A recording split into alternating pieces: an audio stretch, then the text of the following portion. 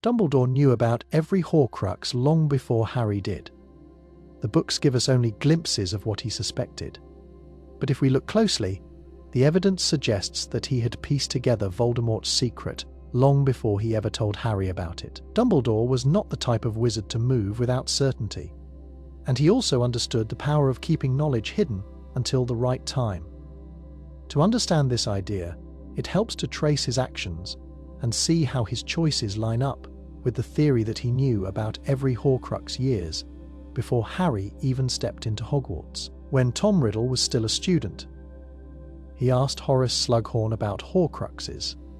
That memory stayed with Slughorn for decades, and it also became a piece of evidence that Dumbledore eventually collected. Dumbledore was already keeping a close eye on Riddle, even in his youth, because he had seen the boy's cruelty and obsession with power.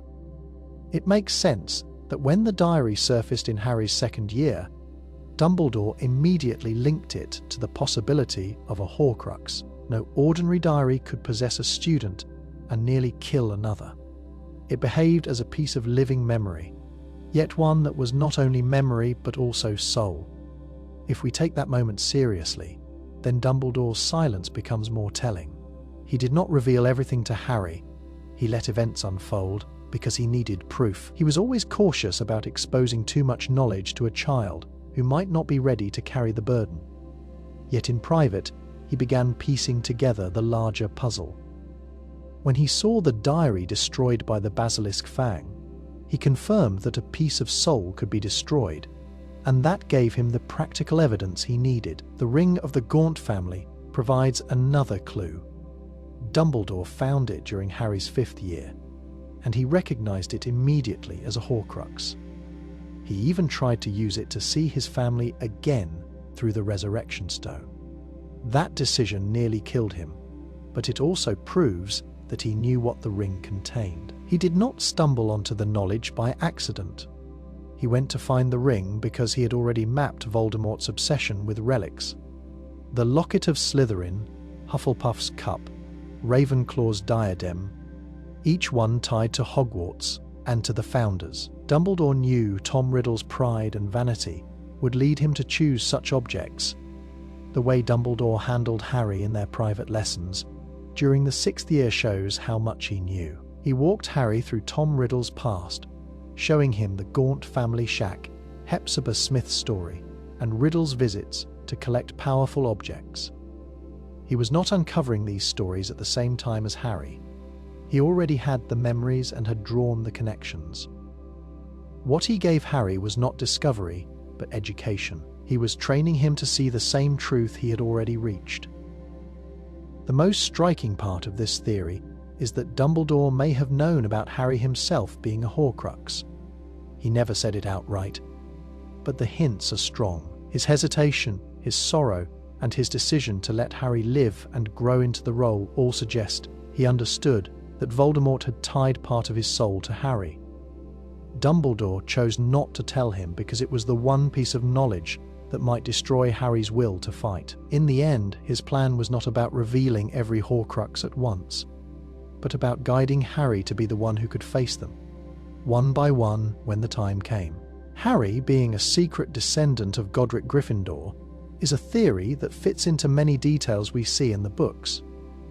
From the beginning, Harry was tied to Gryffindor in ways that went beyond the Sorting Hat. He did not just belong in the house, he seemed to carry its spirit in everything he did. The connection could come from blood, not only from values. If Harry were truly related to Gryffindor, it would explain why so many key moments in his life centered around that founder's legacy. The Sorting Hat gave Harry a choice between Slytherin and Gryffindor. It saw the traits of both houses in him, yet it reminded him that Gryffindor was where he belonged. The hat itself once belonged to Godric Gryffindor, which makes that moment important. It was not simply sorting a student. It may have been recognizing the bloodline of its original master. The Sword of Gryffindor appearing for Harry in the Chamber of Secrets builds on this. The sword only presents itself to a true Gryffindor. Many students could be brave, but the weapon chose Harry. that goes beyond courage, it suggests heritage. Think about the parallels between Gryffindor and Harry's own story. Gryffindor valued courage above all else. Harry's defining trait was not skill or intelligence, but the willingness to stand up even when he seemed overmatched. When he faced Voldemort in the graveyard, he did not rely on clever spells or schemes. He simply stood his ground. That was the same quality Gryffindor prized in the early days of Hogwarts. It feels less like coincidence and more like inheritance. If Harry were connected to Gryffindor by blood, it would also explain why he became the symbol of resistance in the wizarding world. Families in magical history carried reputations that lasted for centuries. The Gaunts held the legacy of Slytherin, and their obsession with blood purity twisted their line into ruin. A living descendant of Gryffindor would carry the opposite weight. People would rally around him without even realizing why. Subconsciously, the wizarding world could sense the blood of the founder that once stood against dark magic. Even the placement of Harry's family could link back to Gryffindor. Godric's Hollow was not just a random village, it carried Gryffindor's name. The Potters lived there long before Voldemort came to kill them. That detail suggests more than chance. The Potters may have been direct heirs of Gryffindor, keeping their roots in the place named after him. If that is the case, Harry's journey was never random. He was walking the path set by his ancestor, even when he did not know it. Snape's love for Lily created protective magic that did not end with his death. The story of Snape is built on that single, lifelong devotion. Everything he did, from becoming a double agent to guarding Harry, grew out of his love for her. Most people read it as loyalty expressed through action. But in the wizarding world, emotions can become power. Lily's sacrifice protected Harry in a way that Voldemort could not break. It makes sense to imagine that Snape's love created a different kind of shield, one that lingered even after he died. Throughout the books, we see how love leaves marks on magic. Harry carried the trace of his mother's sacrifice in his very blood, which protected him long after she was gone. That was not a spell spoken aloud, but raw feeling that reshaped destiny. Snape's love worked in a similar way, though it was quieter and less visible. Every time Snape protected Harry, even when he seemed cruel, he was channeling that bond. When he died in the Shrieking Shack, the memory he passed on was not just information. It was the truth of his heart. That act alone could have laid down protection for Harry in the final battle. Consider the moment Voldemort turned the Elder Wand against Harry in the forest. Harry survived because he carried part of Voldemort's soul, but he also carried layers of protection woven over years. Lily's sacrifice bound them. Dumbledore's planning guided him. Yet Snape's devotion may have been the final thread. His love was the reason he followed Dumbledore's orders, even when they cost him everything. In the magical world, devotion of that depth does not fade. It imprints itself, much like a charm that lingers in a place long after it was cast. An example of this can be seen in how Patronuses work. They are not mechanical spells. They are formed from a wizard's strongest memories and emotions. Snape's Patronus remained a doe for his entire life, because his love for Lily never lessened. If that same love could shape his Patronus so powerfully, it is reasonable to believe it could leave behind magic that continued protecting Harry and even Hogwarts after Snape's death. Imagine a student years later, walking the same corridors where Snape once taught. A subtle pull keeps that child from danger. A small piece of knowledge appears at the right moment, perhaps through Snape's portrait, perhaps through an unexplainable instinct. That would be the same force that drove Snape all his life. A protective magic born from love. Just as Lily's sacrifice did not die with her, Snape's devotion may continue to shield the world he tried, in his own flawed way to preserve. Neville could have been the chosen one in an alternate timeline, and the books give us enough hints to see how close that possibility really was. The prophecy spoken by Sybil Trelawney did not name Harry directly. It only described a boy born at the end of July to parents who had defied Voldemort 3 times. Both Harry and Neville fit that description. Voldemort's choice made Harry the focus of the prophecy, but the fact that Neville was a candidate shows how much power lay in that decision. Fate was not set in stone. A single action shaped the path of the entire war. If Voldemort had gone after the Longbottoms instead of the Potters, Neville's story would have taken the same shape as Harry's. He would have grown up marked as the one destined to defeat the Dark Lord. He might have carried a scar or even a piece of Voldemort's soul if the curse had rebounded onto him. In that version of events, Neville would not have grown up in a loving home. His parents were tortured into madness and lived their lives in St. Mungo's hospital. That left Neville raised by his strict grandmother. If Voldemort had attacked the Longbottoms first, his childhood would have been even harsher. He would have carried the same burden Harry did, with even less affection to soften it. When we look at Neville's character, we see traits that align with the prophecy. He was underestimated by almost everyone, including himself. He lacked confidence, often forgot passwords, and struggled with spells. Yet underneath that awkwardness, he had the heart of a Gryffindor. Time after time, he stood up even when the outcome seemed hopeless. In his first year, he faced Harry, Ron, and Hermione to stop them from sneaking out. Later, he joined Dumbledore's army, learned defensive spells, and fought Death Eaters in the Department of Mysteries. His courage was not flashy, it was quiet and persistent, the same kind that defines true heroes. The final battle at Hogwarts shows how easily Neville could have carried the title of Chosen One. He pulled the sword of Gryffindor from the Sorting Hat, the same way Harry once did, and destroyed Nagini, the last Horcrux. That act made Voldemort vulnerable and gave Harry the chance to end him. Without Neville, the war might have ended differently. In many ways, Neville completed the prophecy alongside Harry. The difference is that Harry was chosen by Voldemort's fear, while Neville rose by his own choice. This idea also reveals how prophecies work in the wizarding world. They do not bind people like chains.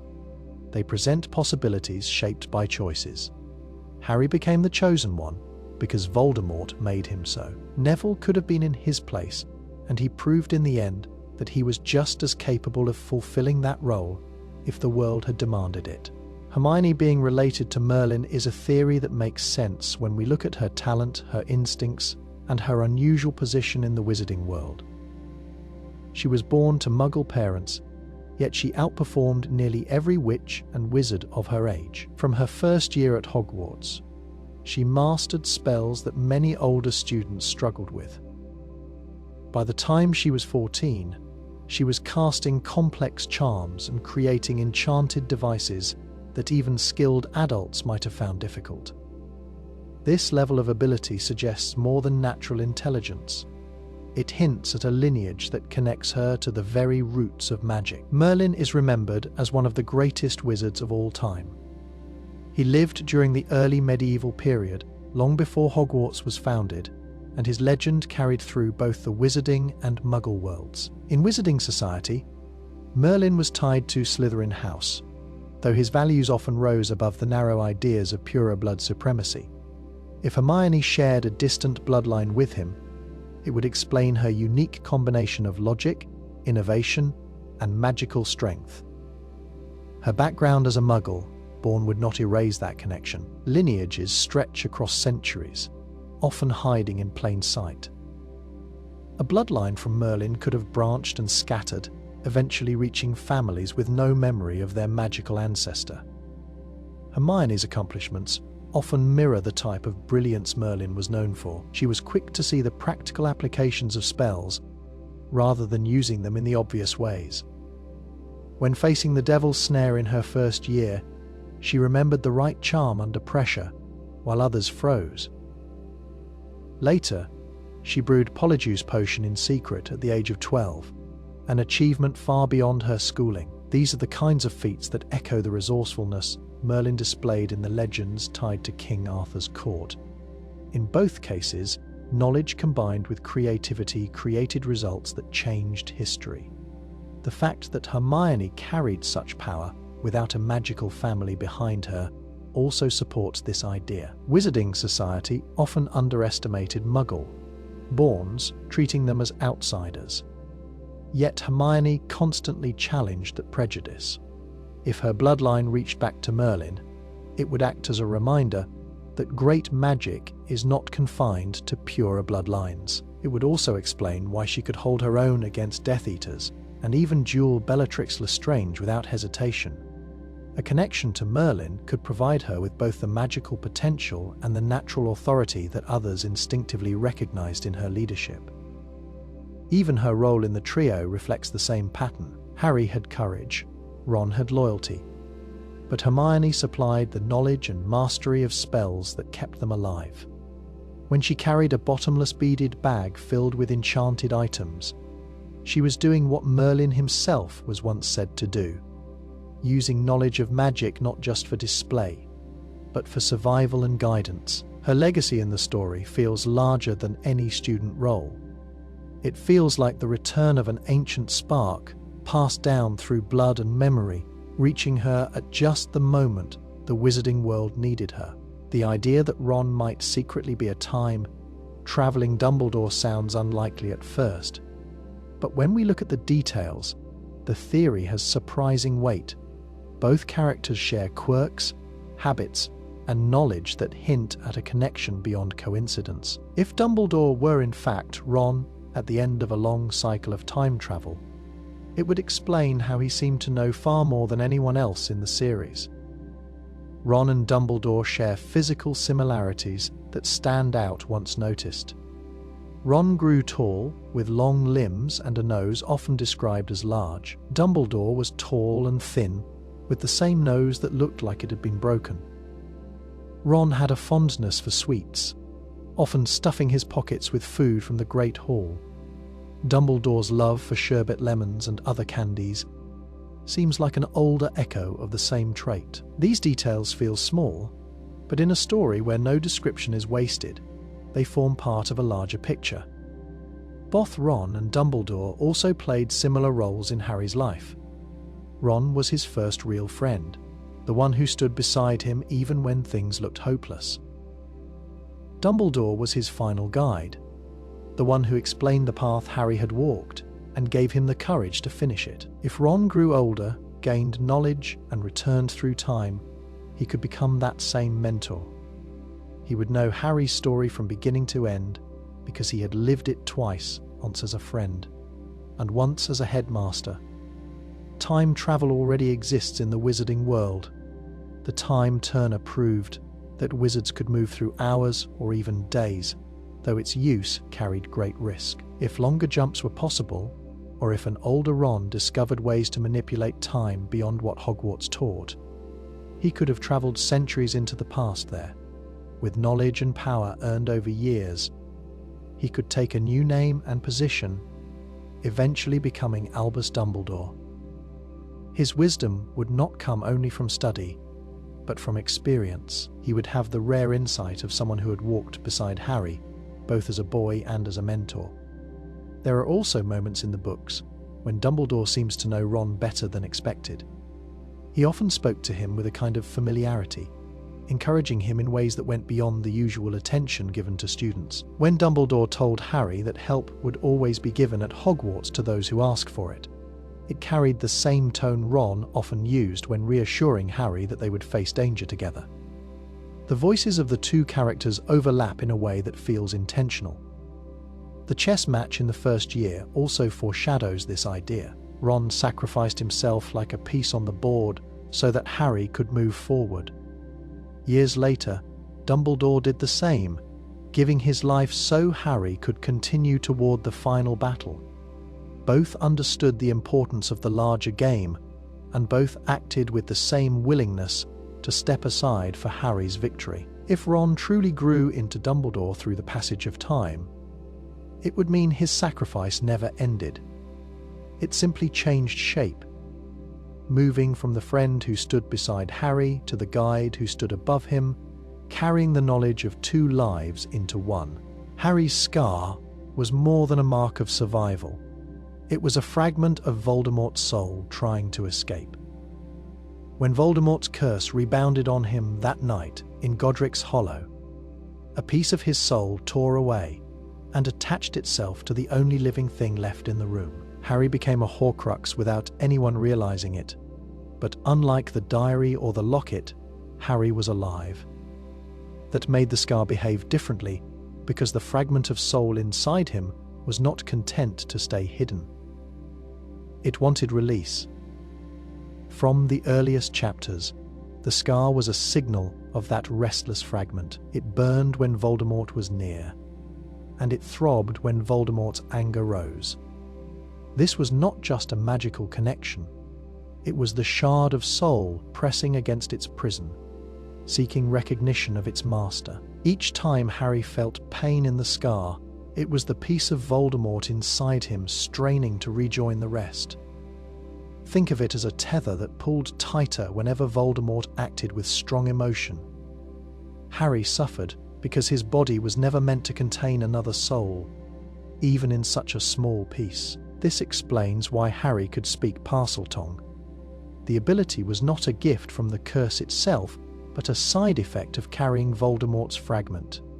The shard of soul inside Harry carried the memories and talents of its source. When Harry talked to snakes, it was not his own voice reaching out, but the echo of Voldemort's will bleeding through him. The scar was the channel where that influence pushed to the surface. The visions Harry experienced in his dreams also tie back to this theory. He often saw events through Voldemort's eyes, Nagini's attacks, the Ministry, or the graveyard. These moments came when the soul fragment stirred most strongly, desperate to break through its barrier. The scar flared because the connection was not voluntary. It was the fragment straining against its host, projecting images that belonged to Voldemort. Harry became a vessel torn between his own mind and the shard embedded in him. The final battle at Hogwarts reveals the truth most clearly. When Voldemort used the killing curse in the forest, Harry's body fell. But the shard of Voldemort's soul inside him was destroyed. The scar no longer burned after that moment. It had been the cry of something trapped, always pushing, always reminding Harry of the connection. Once it was gone, the scar stopped acting as a channel. The silence left behind was proof that the fragment had finally escaped in the only way it could, by being destroyed. If we look at the scar through this lens, it was never just a reminder of the night his parents died. It was the living struggle of a soul fragment that refused to rest. For years, Harry carried a piece of Voldemort that wanted nothing more than to return to its master. The pain, the visions, and even the rare abilities Harry displayed all came from that fragment's restless attempt to escape its prison and find its way back to the Dark Lord. Crookshanks being the Potter's cat before Harry was born is a theory that explains many of his unusual traits. When Hermione bought him in her 3rd year, the shopkeeper admitted he had been there for a long time. Overlooked by others, Crookshanks was not an ordinary cat. He was part Kneazle, a magical breed known for intelligence and the ability to sense untrustworthy people. From the moment he appeared in the story, he acted less like a pet and more like a guardian who already understood the dangers around Harry. If he had once belonged to James and Lily, that behavior makes perfect sense. Crookshanks showed trust towards Sirius Black when no one else did. While the rest of the wizarding world believed Sirius was a murderer, Crookshanks worked with him to try to bring down Pettigrew. Cats do not easily give their trust, and Kneazle's even less so. His instant recognition of Sirius as an ally hints at shared history. If Crookshanks had lived with the Potters, he would have known Sirius as their friend and confidant. Years later, that memory would still guide his instincts. The timing of Crookshanks' adoption also feels significant. He entered the story just as Harry began uncovering the truth about his parents and their circle of friends. Crookshanks pushed events forward by attacking Scabbers, who turned out to be Pettigrew in disguise. This was not random behavior. It was the action of a creature with old knowledge. If he had once prowled the Potter's home, he may have recognized Pettigrew's scent from those days. His aggression towards Scabbers was not guesswork, it was unfinished business. There are also subtle connections between Crookshanks and the Potter's world. The Potters lived in Godric's Hollow, and it is reasonable to believe they kept a cat in their home, both for companionship and as part of family life. When Voldemort attacked, the house was destroyed and Harry was taken away. A magical creature like Crookshanks could have escaped the wreckage and wandered until he ended up in the shop where Hermione later found him. That would explain the shopkeeper's comment that he had been waiting for someone to take him for a very long time. The way Crookshanks treated Harry is also worth noting. He never attacked him, never showed mistrust, and even seemed to protect him at times. This is unusual for Neasels, who are wary of strangers. It suggests that to Crookshanks, Harry was not a stranger at all. He may have recognized the child of his former owners, carrying the scent or the aura of James and Lily. For Crookshanks, finding Harry again would not be chance, but the closing of a circle that began years before the boy even knew who he was. The Dementors are often described as dark creatures that feed on human happiness, but their nature suggests something far deeper. They can be understood as fragments of death itself, loose pieces of a greater force that haunt the living world.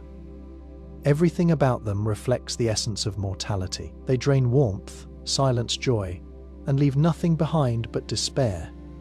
When they draw near, people feel the absence of life itself that goes beyond the behavior of a predator.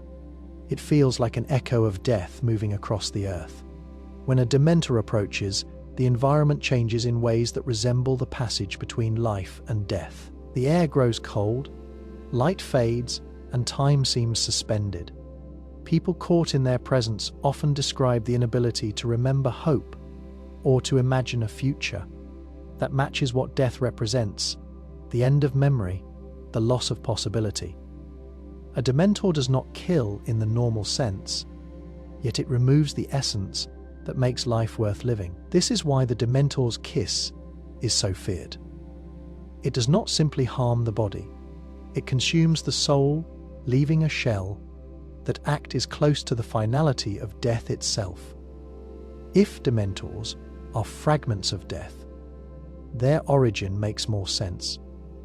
No wizard created them. They are not tied to bloodlines or families like house, elves, or goblins. They simply exist, drawn to places like Azkaban, where misery and despair gather in abundance. That behavior resembles how death itself hovers near suffering. They are not individuals in the usual sense, but pieces of a larger whole, drifting across the world to remind mortals of the one fate: no one escapes. This also explains why Patronus magic is the only true defense against them.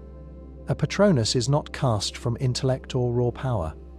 It is born from memory, joy, and the essence of life itself. In that way, a Patronus represents the opposite force of a Dementor. If Dementors are shards of death, then the Patronus is a spark of life.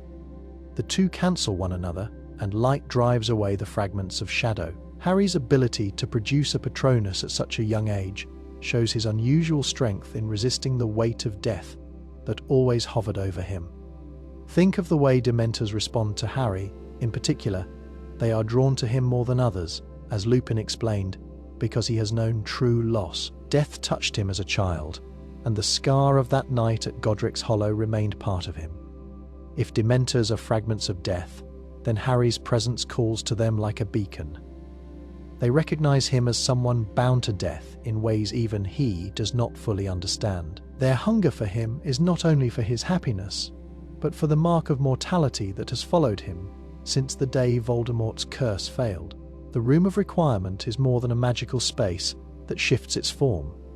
Its behavior suggests that it is sentient, able to think, to choose, and to guide. Unlike an enchanted object, that simply reacts to commands, the room shows awareness of intent. A person must walk past it 3 times, focusing on what they need, and the room will provide it. Yet, the results are not mechanical. They are tailored, specific, and sometimes even wiser than the request itself. That level of response suggests thought. When Dumbledore's army used the room, it became a hidden classroom stocked with cushions, books, and even a whistle to signal practice. No student asked for those exact items, yet the room supplied them as though it anticipated needs beyond what the group imagined. Later, when Harry searched for the diadem, the room transformed into a massive space filled with forgotten objects. It did not just hand over the diadem, it created an environment where he had to find it, as though the room insisted he prove his determination. This shows it is not only responsive, but selective in how it delivers. The room also displays a kind of moral compass. It provided safety for Dumbledore's army, shielding them from Umbridge and the Ministry. It gave Neville a place to hide when Death Eaters controlled Hogwarts. It sheltered those who resisted tyranny, almost like it chose sides in the war. If the room were only a spell triggered by need, it would have aided anyone who asked. Yet it resisted Voldemort's forces, locking them out. That choice reveals intention. The room is not neutral. It protects the school in ways that align with its founder's purpose. There are also moments when the room seems to test those who use it. It can vanish if someone seeks it for selfish reasons, and it does not always grant requests that might lead to harm. This restraint is another mark of intelligence. A sentient being can say no, while a simple spell cannot. The room acts as though it weighs requests and grants them only when they fit within its own sense of order. Imagine the room as an ancient guardian, woven into the very foundation of Hogwarts. Perhaps the founders themselves did not fully understand what they created. The castle has other signs of awareness: the staircases that shift, the portraits that speak, the sorting hat that makes choices. The room may be the most advanced expression of that living magic. It thinks, it learns, and it decides who may use it. That makes it less of a place and more of a hidden mind within the walls of the school. A sentient presence that watches over generations of students and shapes events without ever revealing its full nature. Harry's invisibility cloak was not just another magical item. It was the most powerful of the Deathly Hallows, stronger than the Elder Wand and the Resurrection Stone in ways that are easy to overlook.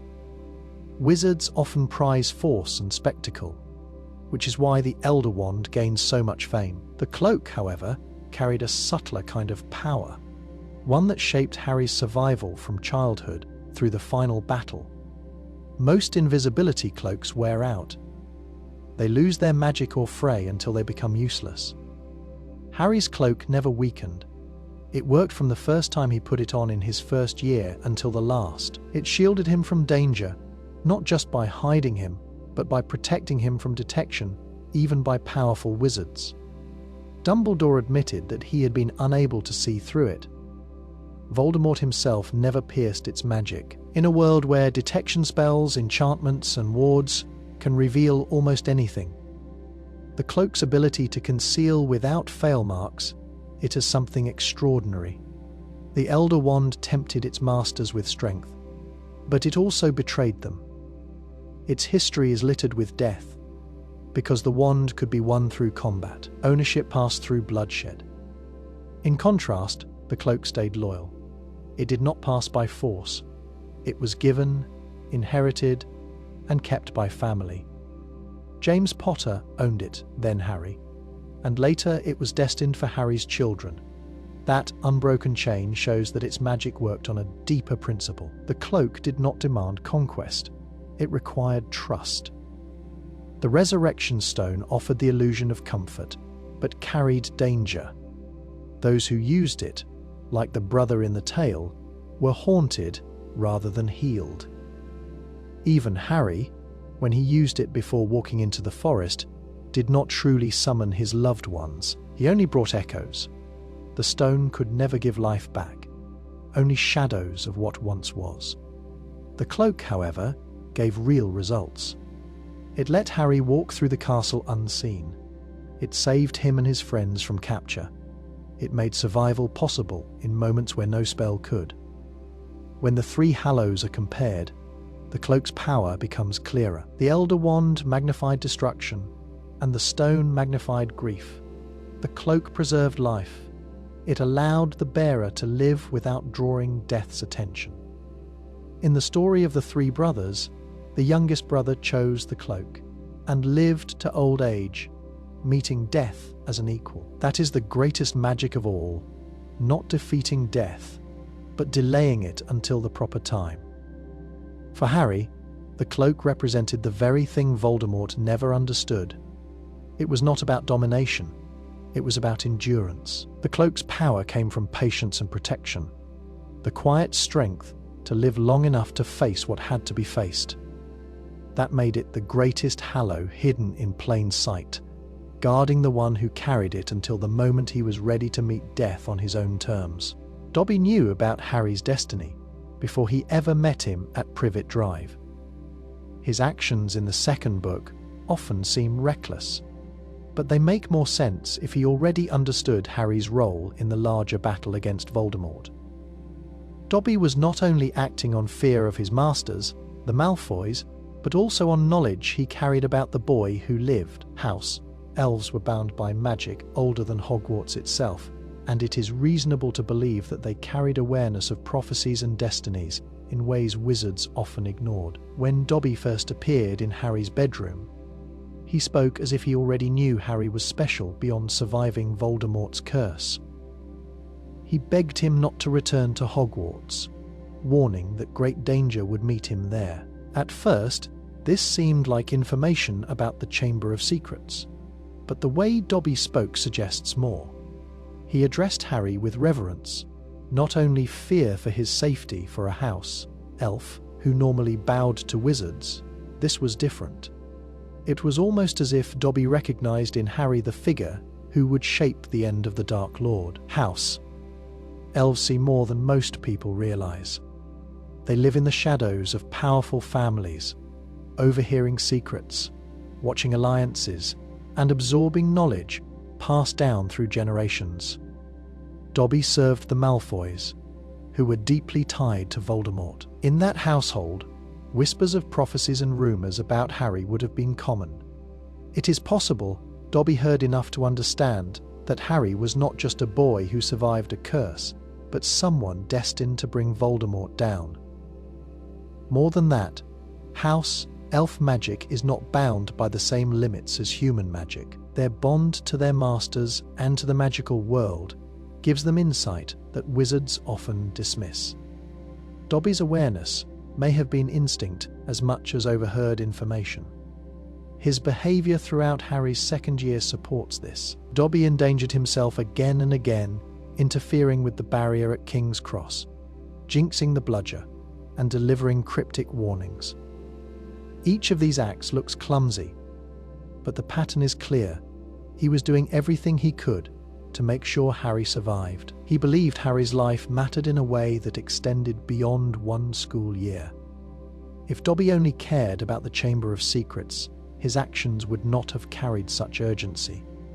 His desperation suggests he knew Harry's survival was tied to the fate of the entire wizarding world. Later, when Dobby helped Harry and his friends escape Malfoy Manor, his sacrifice confirmed that his devotion came from more than gratitude for being freed. He placed Harry's safety above his own life. That choice came from a deep recognition of Harry's role. Dobby did not hesitate, because he had known from the beginning that Harry's life was worth any cost. His first warnings in Privet Drive and his final rescue at Malfoy Manor form a circle. From the moment they met, Dobby acted as though he knew Harry's destiny. Fawkes the Phoenix will one day return to Harry's side. The bond between them did not end when Dumbledore died. Phoenixes are creatures of loyalty, rebirth, and healing.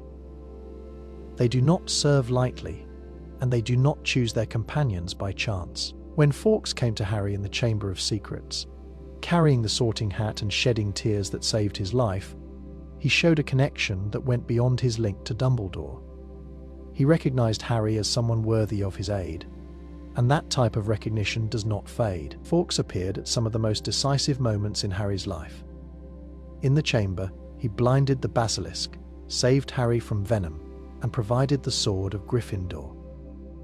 Years later, his song gave strength to everyone loyal to Dumbledore in the battle at the Ministry of Magic. After Dumbledore's death, Fawkes sang one final lament and vanished.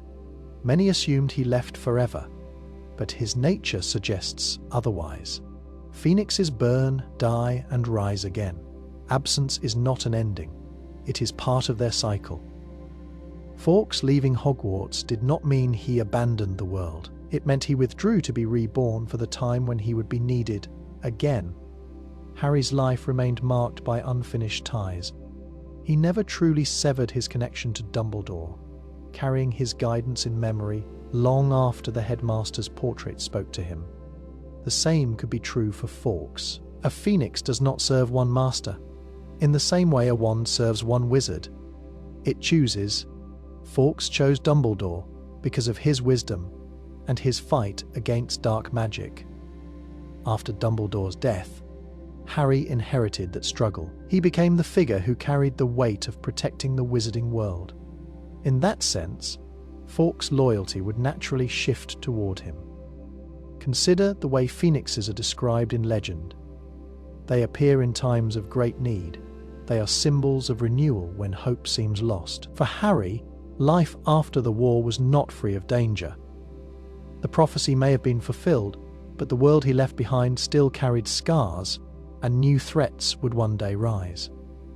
In that moment of darkness, Fawkes returning to his side would not only be an act of loyalty, but a sign that the cycle of light against darkness continues. The bird would come not as a pet, but as an ally reminding Harry of the bond he once shared with Dumbledore.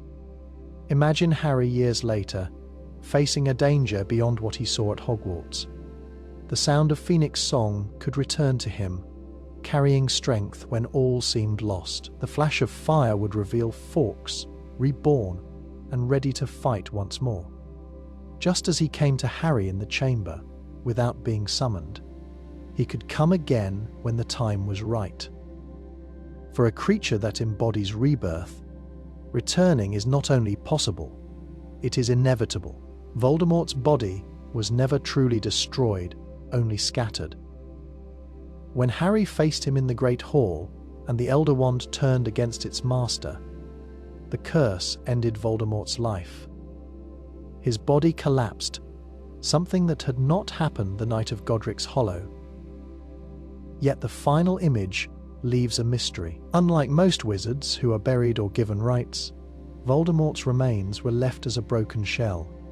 His obsession with splitting his soul left his body different from any ordinary wizard.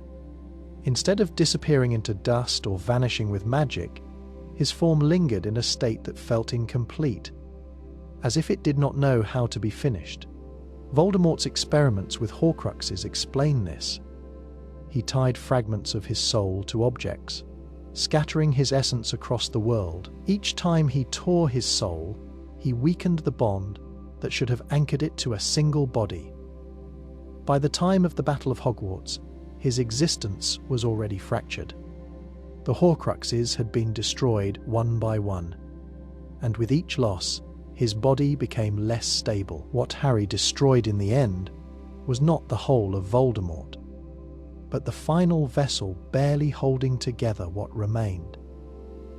His body fell apart, not in a clean end, but like shards of something already broken. This scattering also explains why his death did not feel like the deaths of other dark wizards. When Grindelwald was defeated, he remained whole, imprisoned in Nurmengard. Voldemort could not remain whole because he had denied himself that unity long before. The pieces of his soul had been bound, broken, and cursed. His body became a patchwork of what was left. The final killing curse did not destroy him as much as it released those unstable parts. letting them fall away. There are hints that Voldemort's scattered remains might still influence the magical world. Objects touched by him often carried traces of his essence. The diary possessed Ginny Weasley, long after Tom Riddle himself was gone. The ring cursed Dumbledore with a simple touch. Even Nagini, before her death, acted as a vessel of his will. If each fragment left a mark on the world, then Voldemort's body could not be ordinary remains. It would still carry traces of the unnatural magic that sustained him.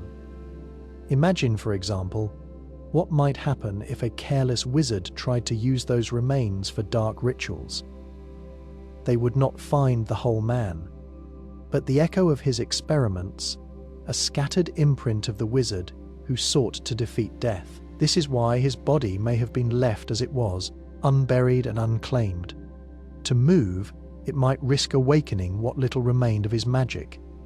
Harry saw Voldemort fall, but he never saw him vanish. That difference is important. Death for Voldemort did not mean erasure, it meant scattering. The collapse of a body that had long been stretched too thin by broken soul and stolen life.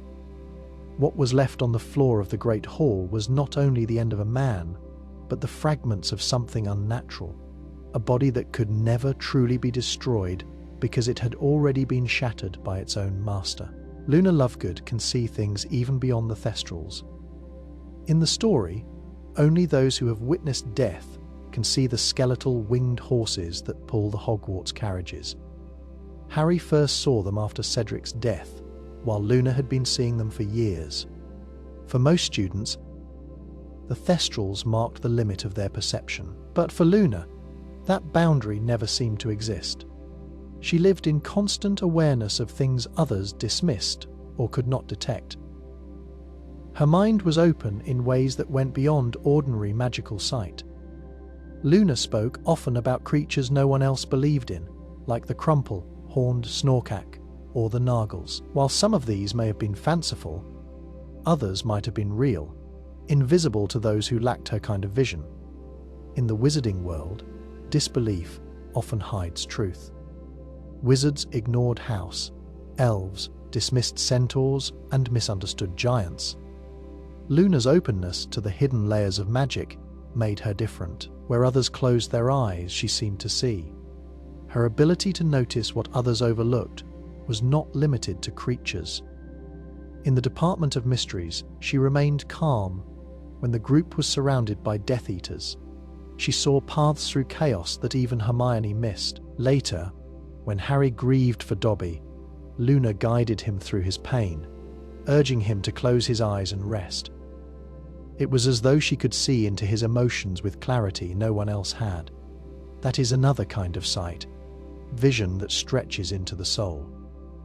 Luna also connected to death in a way others could not. She spoke about it without fear, telling Harry about the voices behind the veil in the Department of Mysteries.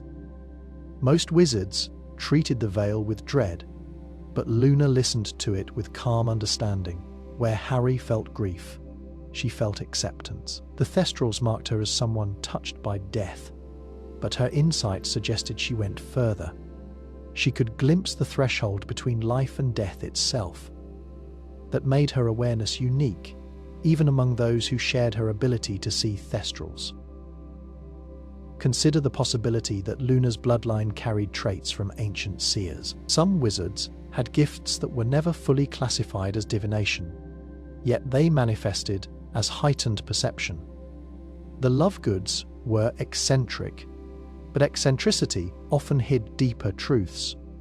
If Luna inherited such a gift, it would explain her ability to perceive what others dismissed as imagination. Her sight could extend into places between worlds, allowing her to recognize creatures, emotions, and even spiritual echoes that others could not. When the war ended, Luna did not stop searching for hidden creatures. She dedicated her life to discovery. Some might call it obsession, but in her case it was an instinct. She sought what was beyond normal vision because she could already sense it. Where Harry's scar tied him to Voldemort and death, Luna's vision tied her to the mysteries of life itself. Thestrals were only one expression of what she could see. Beyond them stretched an unseen world that Luna walked through every day, with eyes that never stopped noticing what others refused to believe. Draco Malfoy was secretly protecting Harry in Half-Blood Prince, even though on the surface he appeared to be working against him. At first glance, Draco's mission was clear. Voldemort had tasked him with killing Dumbledore and letting Death Eaters into the castle. Yet the more closely we look at his actions, the more we see hesitation, restraint, and choices that shielded Harry from danger, rather than exposing him to it. Draco was caught in the middle of a deadly game, but beneath his fear, he may have been guarding the one person Voldemort wanted most. Throughout the year, Draco focused almost entirely on his own mission.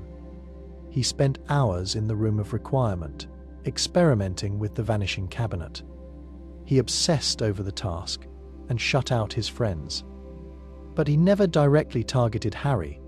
For someone who had spent years mocking and antagonizing him, that silence was unusual. If Draco had truly wanted to harm Harry, he had opportunities.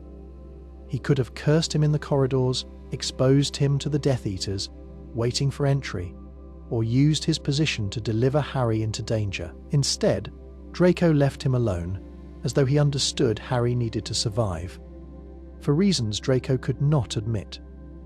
When the battle inside Hogwarts finally came, Draco's choices became clearer. He lowered his wand when Dumbledore spoke to him on the astronomy tower. He could have struck, but he did not. The hesitation revealed more than fear. He had seen enough of Voldemort's cruelty to know that killing would not protect his family. By sparing Dumbledore, he also spared Harry.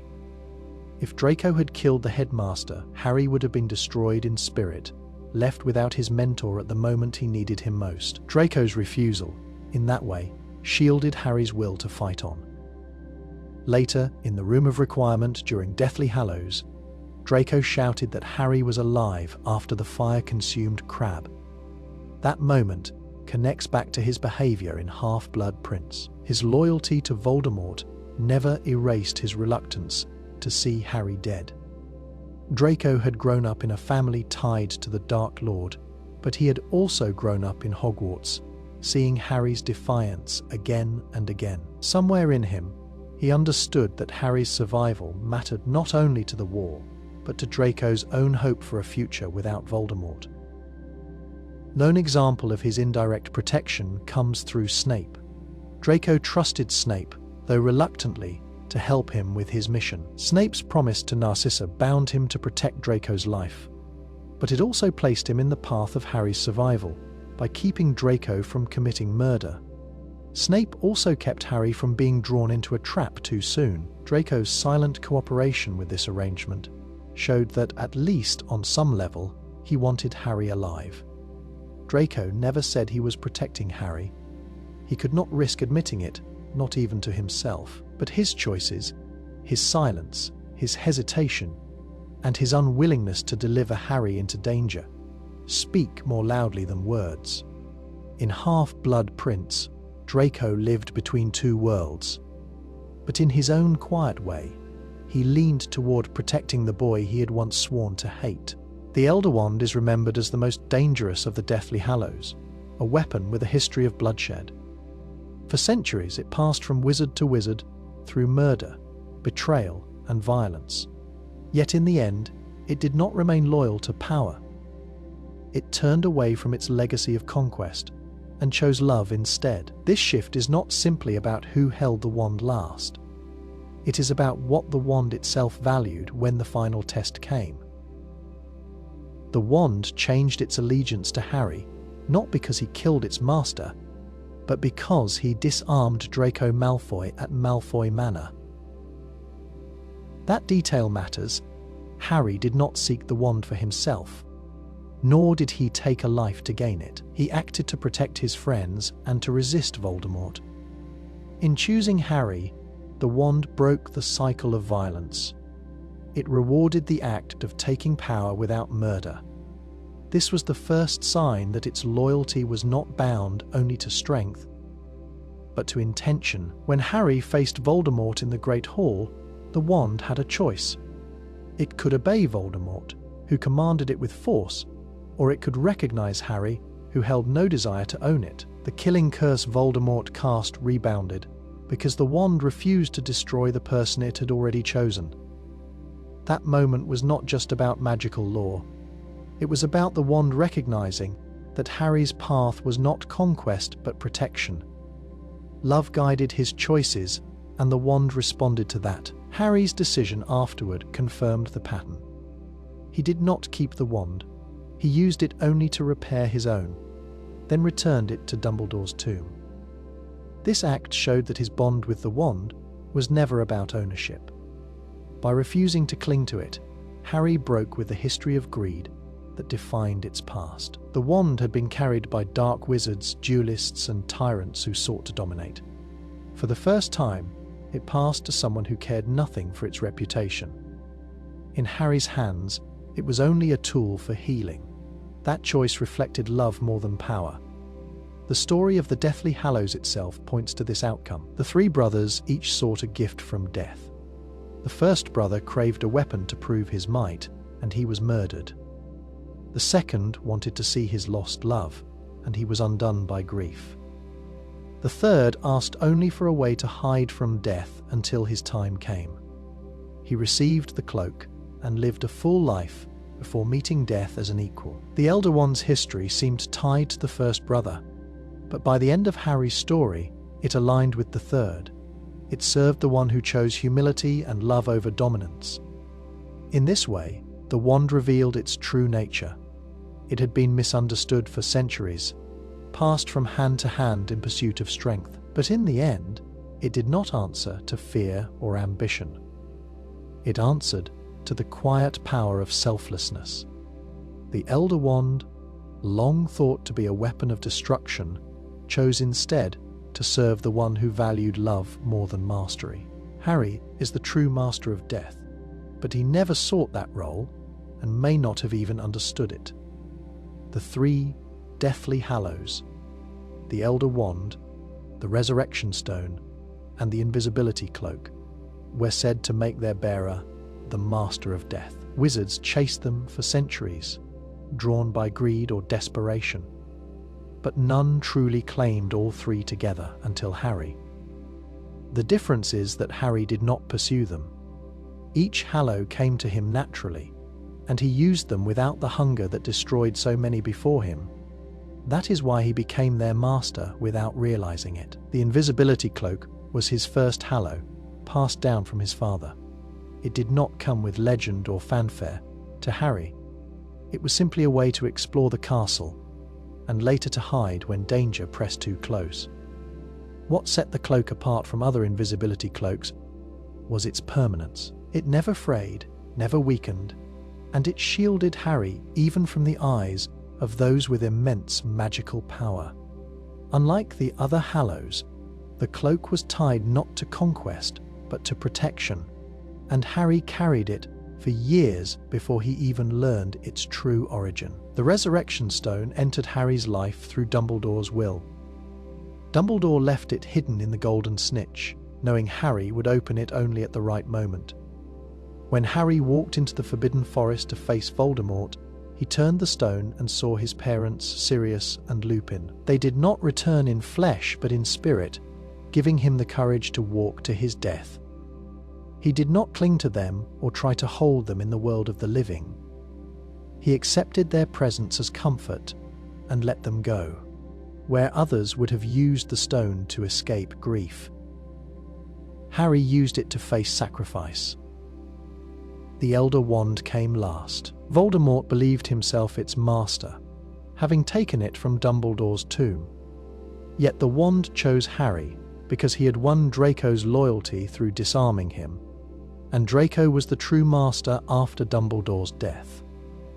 Harry never wanted the wand. When he finally held it, he used it only to repair his own. Then he returned it, refusing the temptation that had corrupted so many others. That rejection was the final act that set him apart. The wand had served killers for centuries, but it served Harry because he treated it as a tool, not a prize. What ties these three moments together is that Harry never sought to master death. He accepted it. He carried the cloak to avoid danger. He used the stone to gather strength for sacrifice, and he refused the wand's promise of dominance.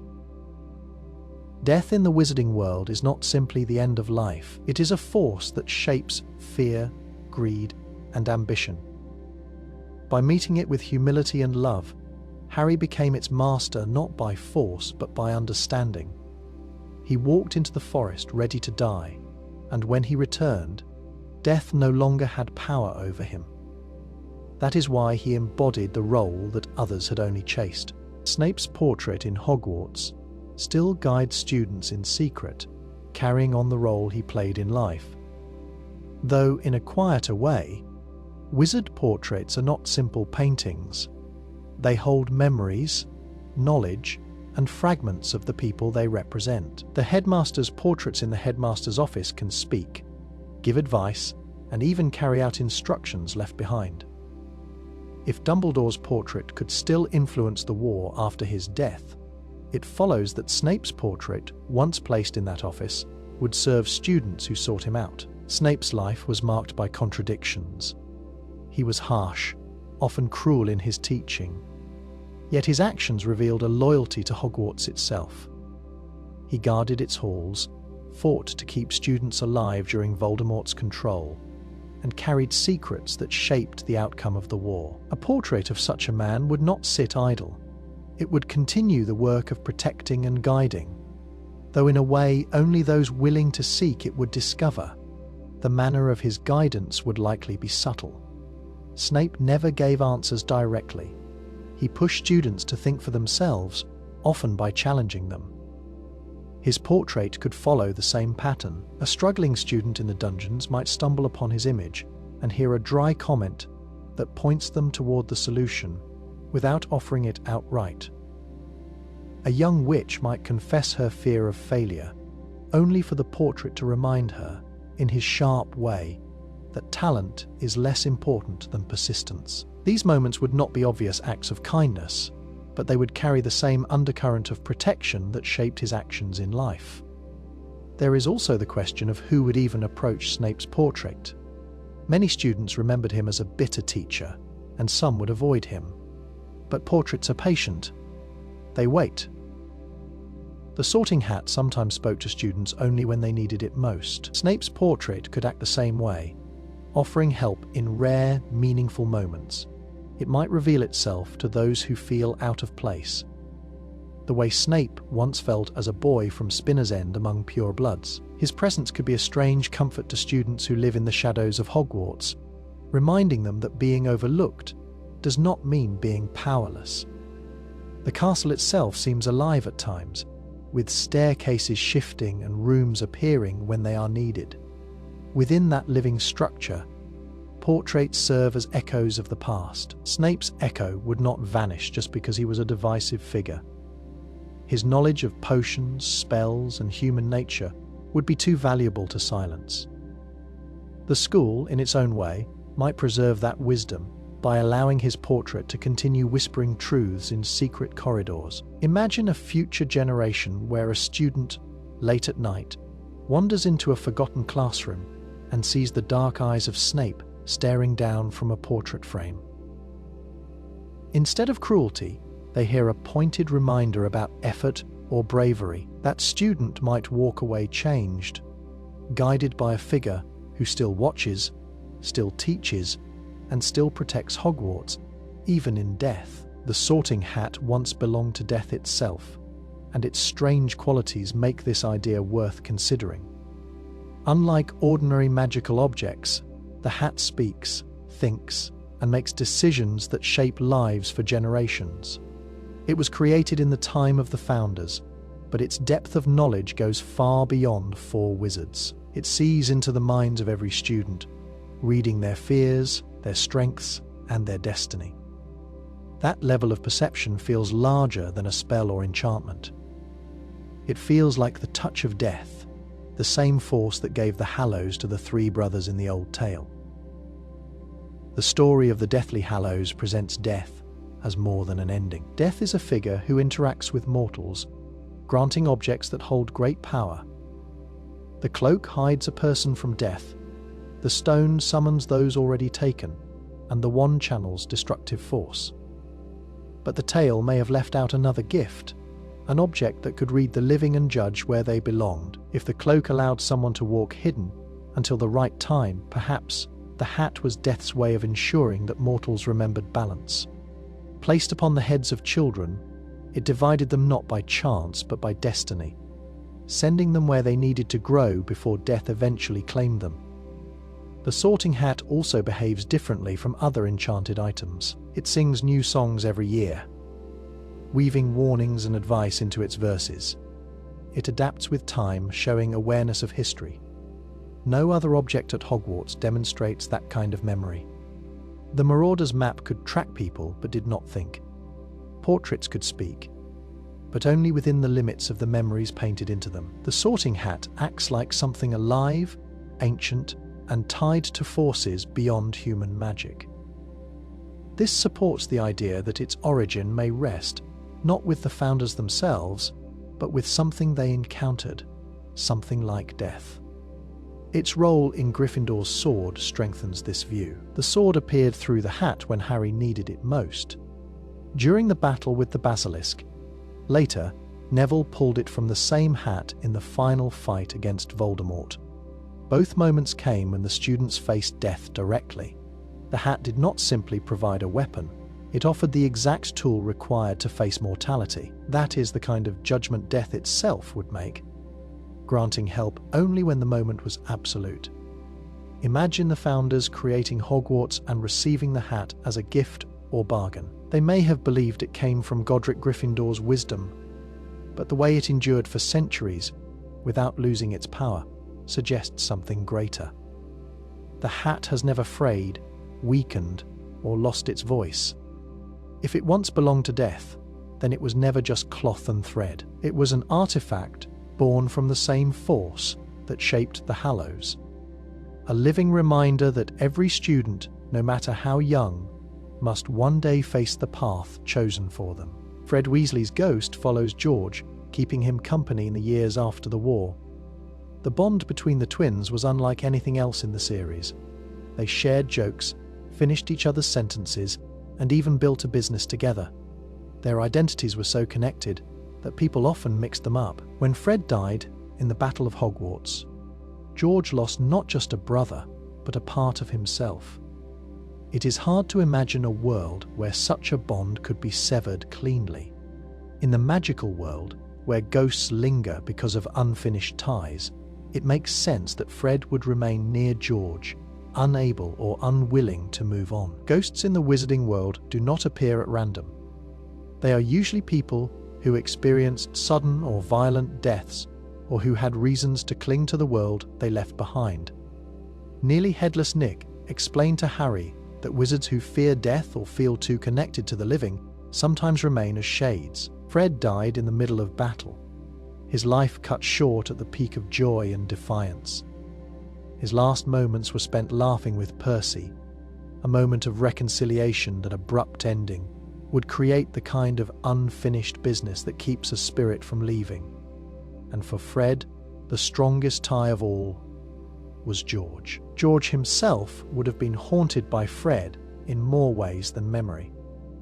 After the war, he carried on with Weasley's wizard wheezes, but running the shop without Fred meant living every day in a place built on their shared dream.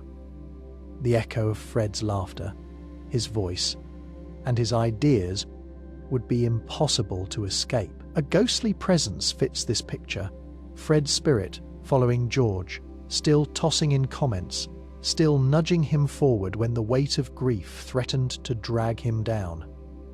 If Fred's ghost did linger, it would not behave like the moaning figures that haunted Hogwarts corridors. Fred's entire life was built on humor and mischief. His ghost would be the same, offering George a joke in quiet moments, or giving him courage with a reminder that death had not taken his spirit. Imagine George inventing something new for the shop and hearing a familiar chuckle in his ear, or a whispering voice saying the punchline he hadn't thought of yet.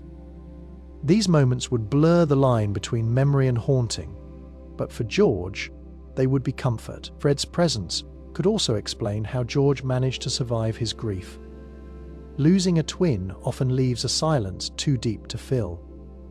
Yet George carried on, raised a family, and kept the business alive. That kind of resilience suggests he was never fully alone. Fred's ghost may not have been visible to everyone, but George would have felt him.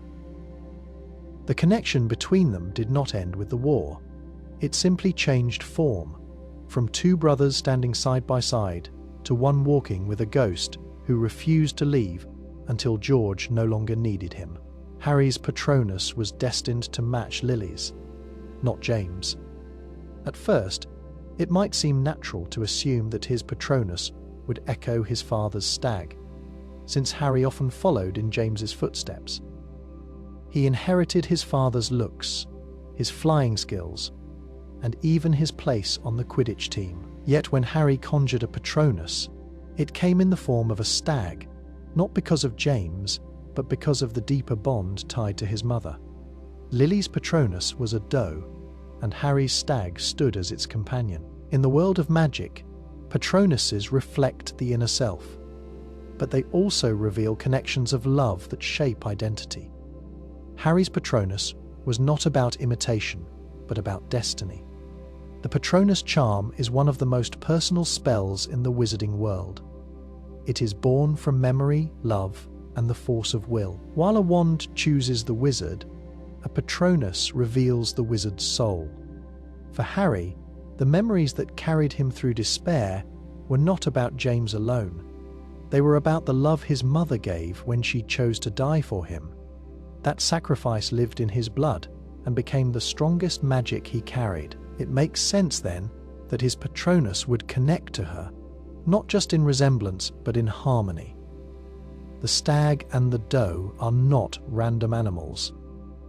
They are a pair, bound in nature, echoing the bond between mother and son. When Harry first learned the Patronus in Prisoner of Azkaban, his greatest challenge was to summon a memory strong enough to hold back despair. The memory that finally worked was not of James, whom he barely knew, but of hope, family and love, things he associated with his mother as much as with his father. The stag appeared, and many assumed it was a reflection of James, the animagus known as prongs. But the spell's roots point in another direction.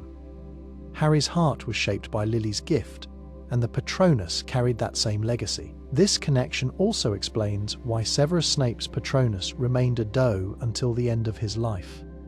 His love for Lily was the defining mark of his soul. When he cast a Patronus, it showed not himself, but his bond to her. Harry's Patronus answered that same bond, though from a different place. Where Snape's doe reflected unfulfilled love, Harry's stag stood as the protective echo of the child Lily saved.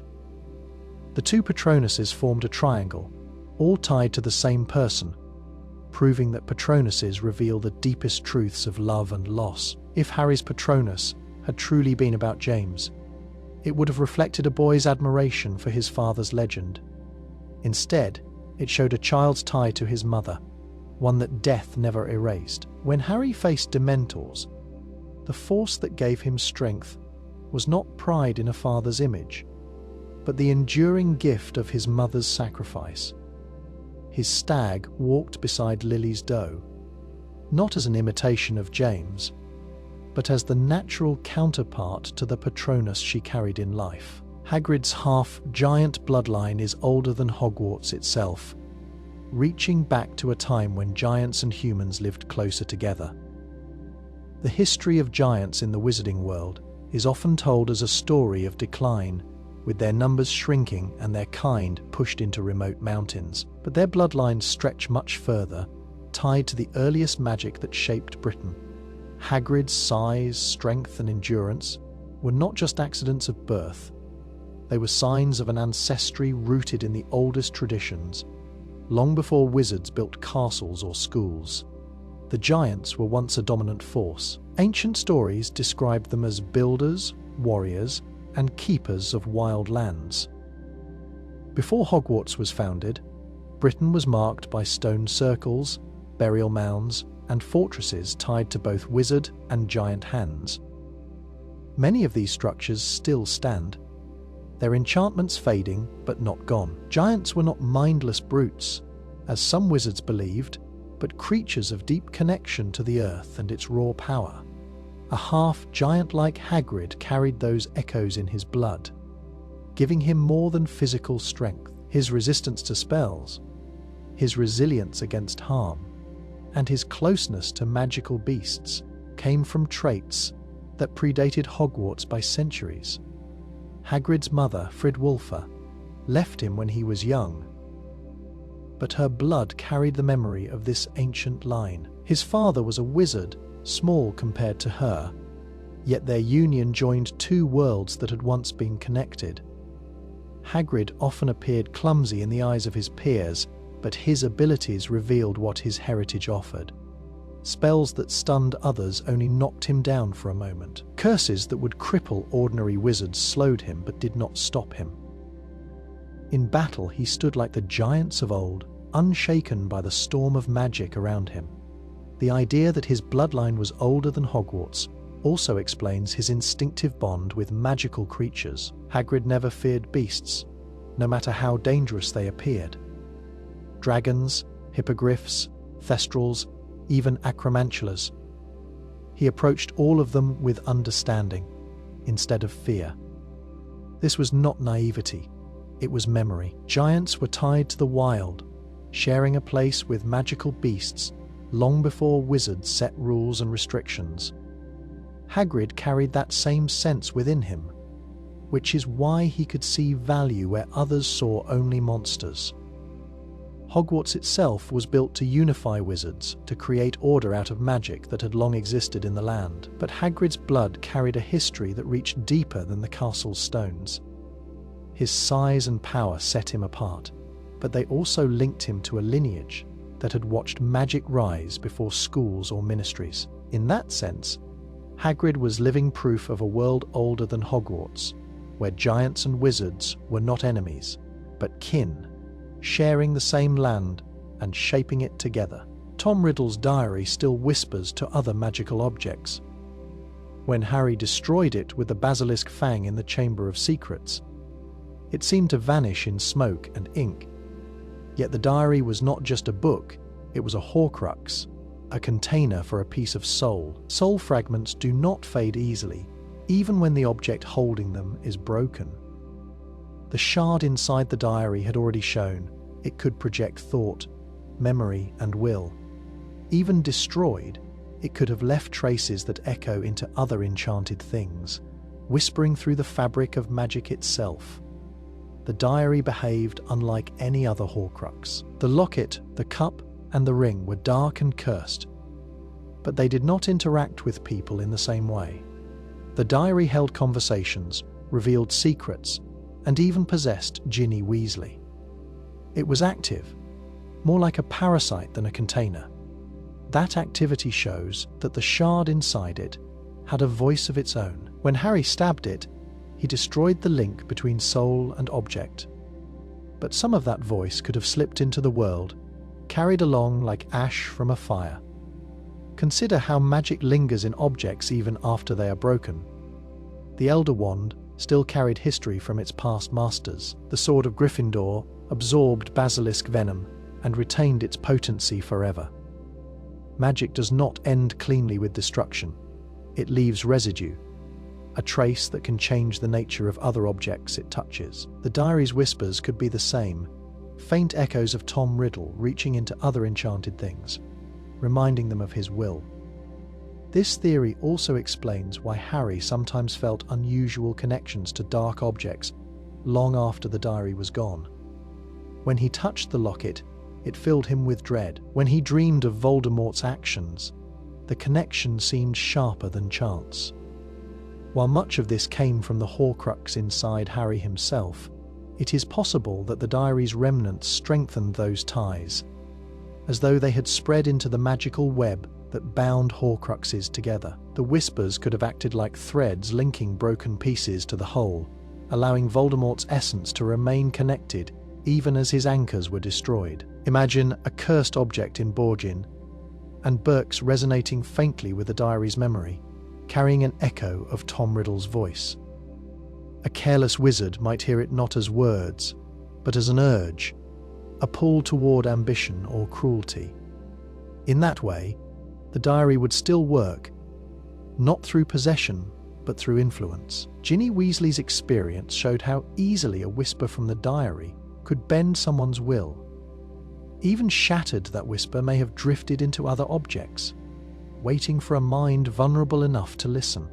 The danger of Horcruxes was never just their survival, but their ability to infect. The diary proved that a piece of soul could act independently, speaking and plotting like its creator. Destroying the book ended that particular form, but the echoes of its whispers may still ripple in the magical world. Faint reminders of Tom Riddle's hunger for control, clinging to enchanted things that pass through wizard hands. Dumbledore is death in the tale of the three brothers, and this idea gives weight to the way he guided Harry's story. In the legend, three brothers meet death, and each receives a gift: the Elder Wand, the Resurrection Stone, and the Invisibility Cloak. The first brother dies because of his hunger for power, the second because he cannot let go of grief, and the third meets death as an equal, having lived a full life hidden beneath the cloak. On the surface, it is only a fable, but when placed beside Harry's journey, the parallels become clear. Dumbledore stands in the place of death, offering the Hallows to Harry and shaping how he uses them.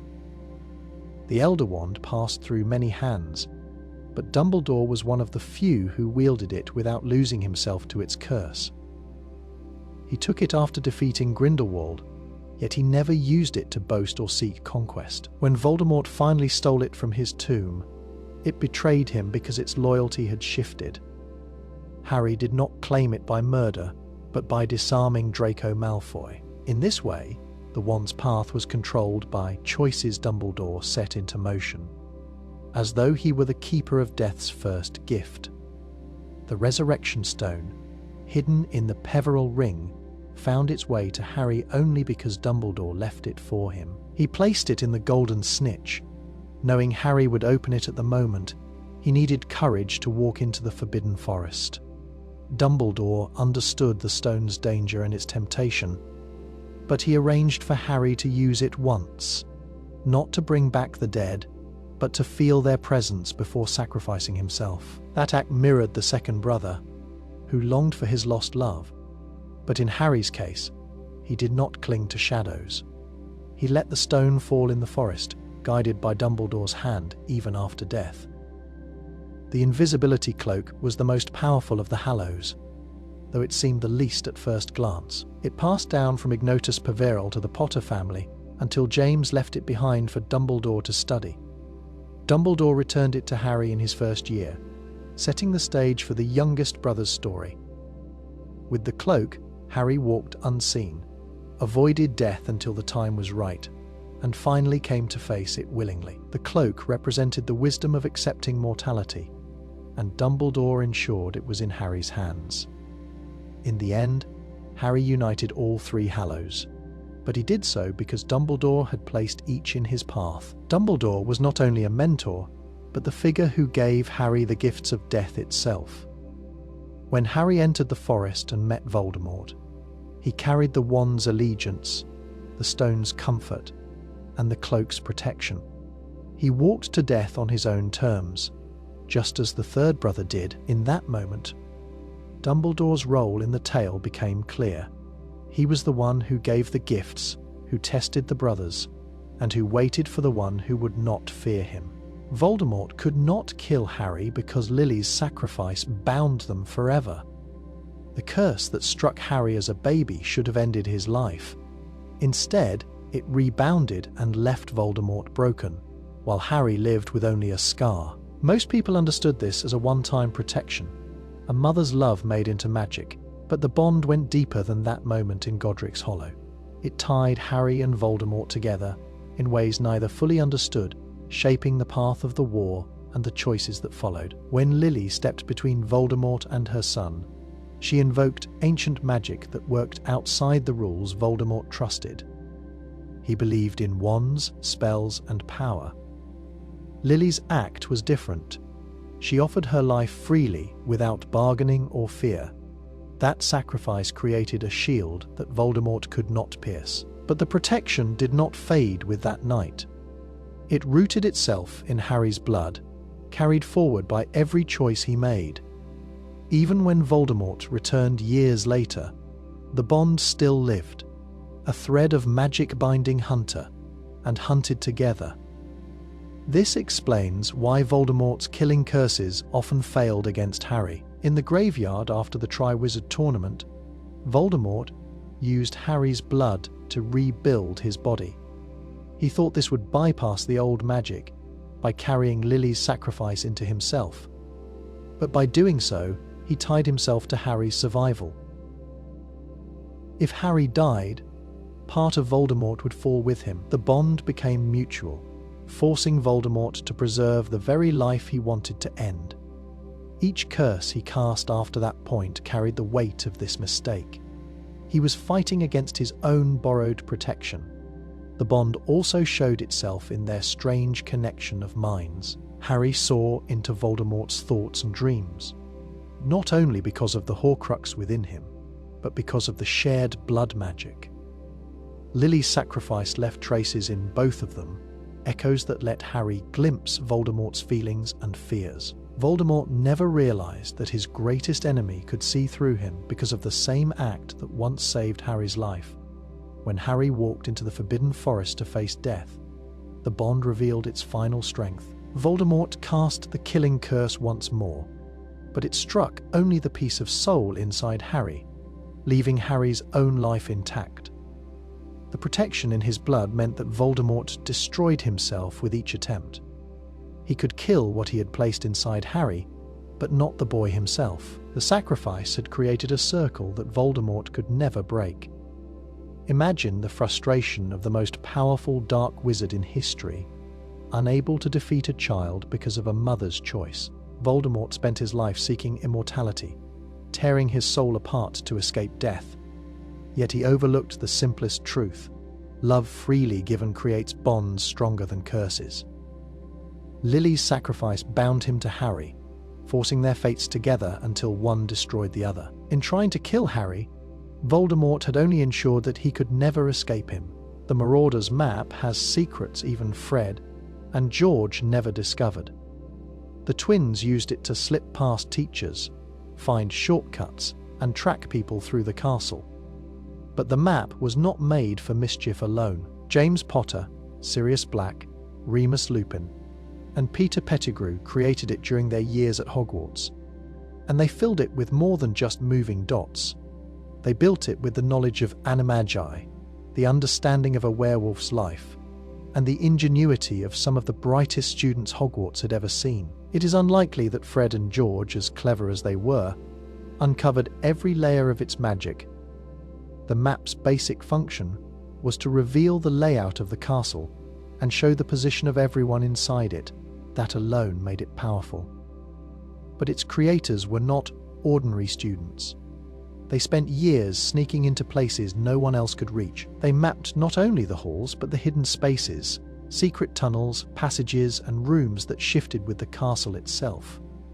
Fred and George found most of these, but the map might have had protections that opened only to certain names or circumstances.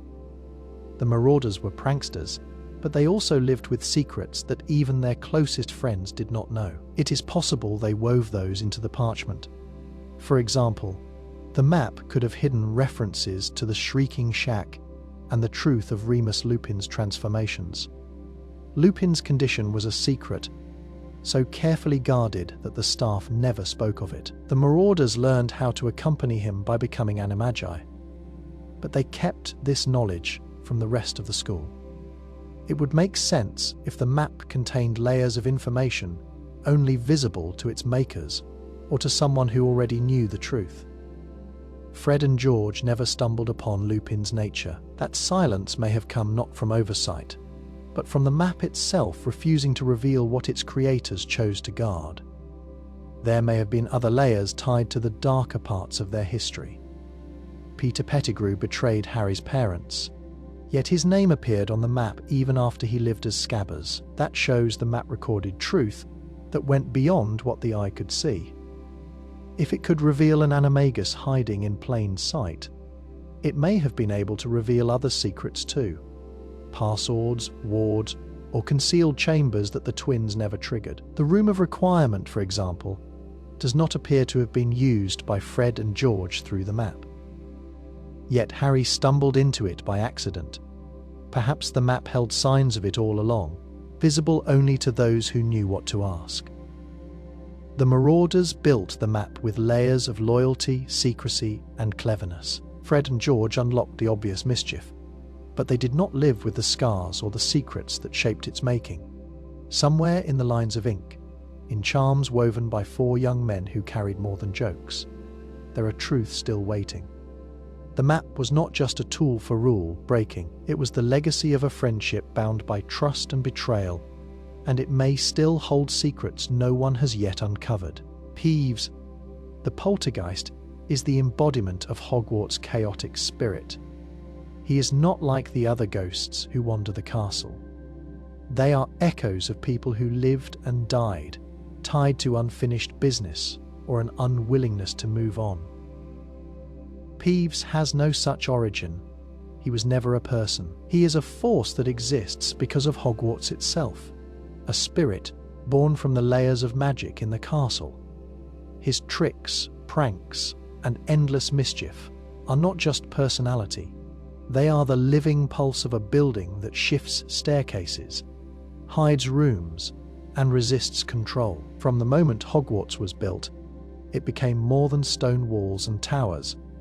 The 4 founders filled it with enchantments to protect, to test, and to guide. Over time, the castle took on a presence of its own. Doors refused to open unless asked the right way. The Room of Requirement appeared when someone needed it. Even the Sorting Hat developed thoughts and opinions beyond its enchantment. Peeves belongs to this same category of living magic.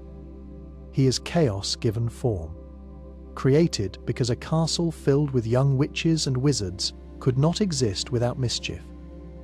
Peeves' behavior reflects this role. He does not follow rules, yet he does not seek destruction either. He tests patience, disrupts order, and laughs at authority. But when true danger threatened the school, Peeves took a side. During the Battle of Hogwarts, he fought against Death Eaters, hurling objects and turning his tricks into weapons. This shows that while his daily antics seem random, they are tied to the spirit of the school. Hogwarts resists those who seek to dominate it, and Peeves acts as that resistance in a chaotic form.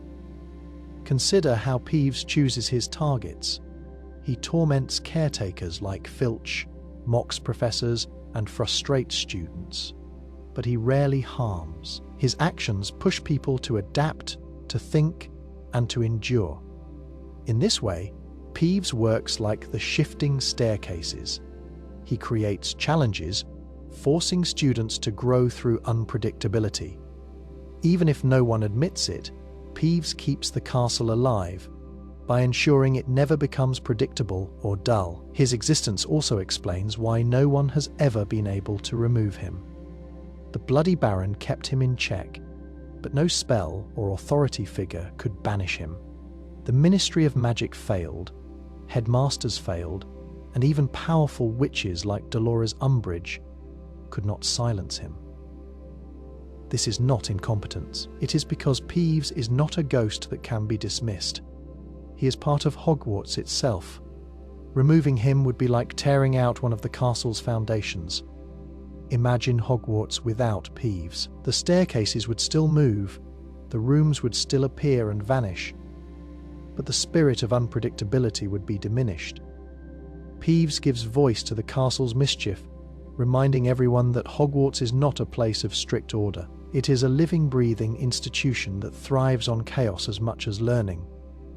Peeves is its laughter in the corridors, its defiance against authority, and its refusal to ever be fully controlled.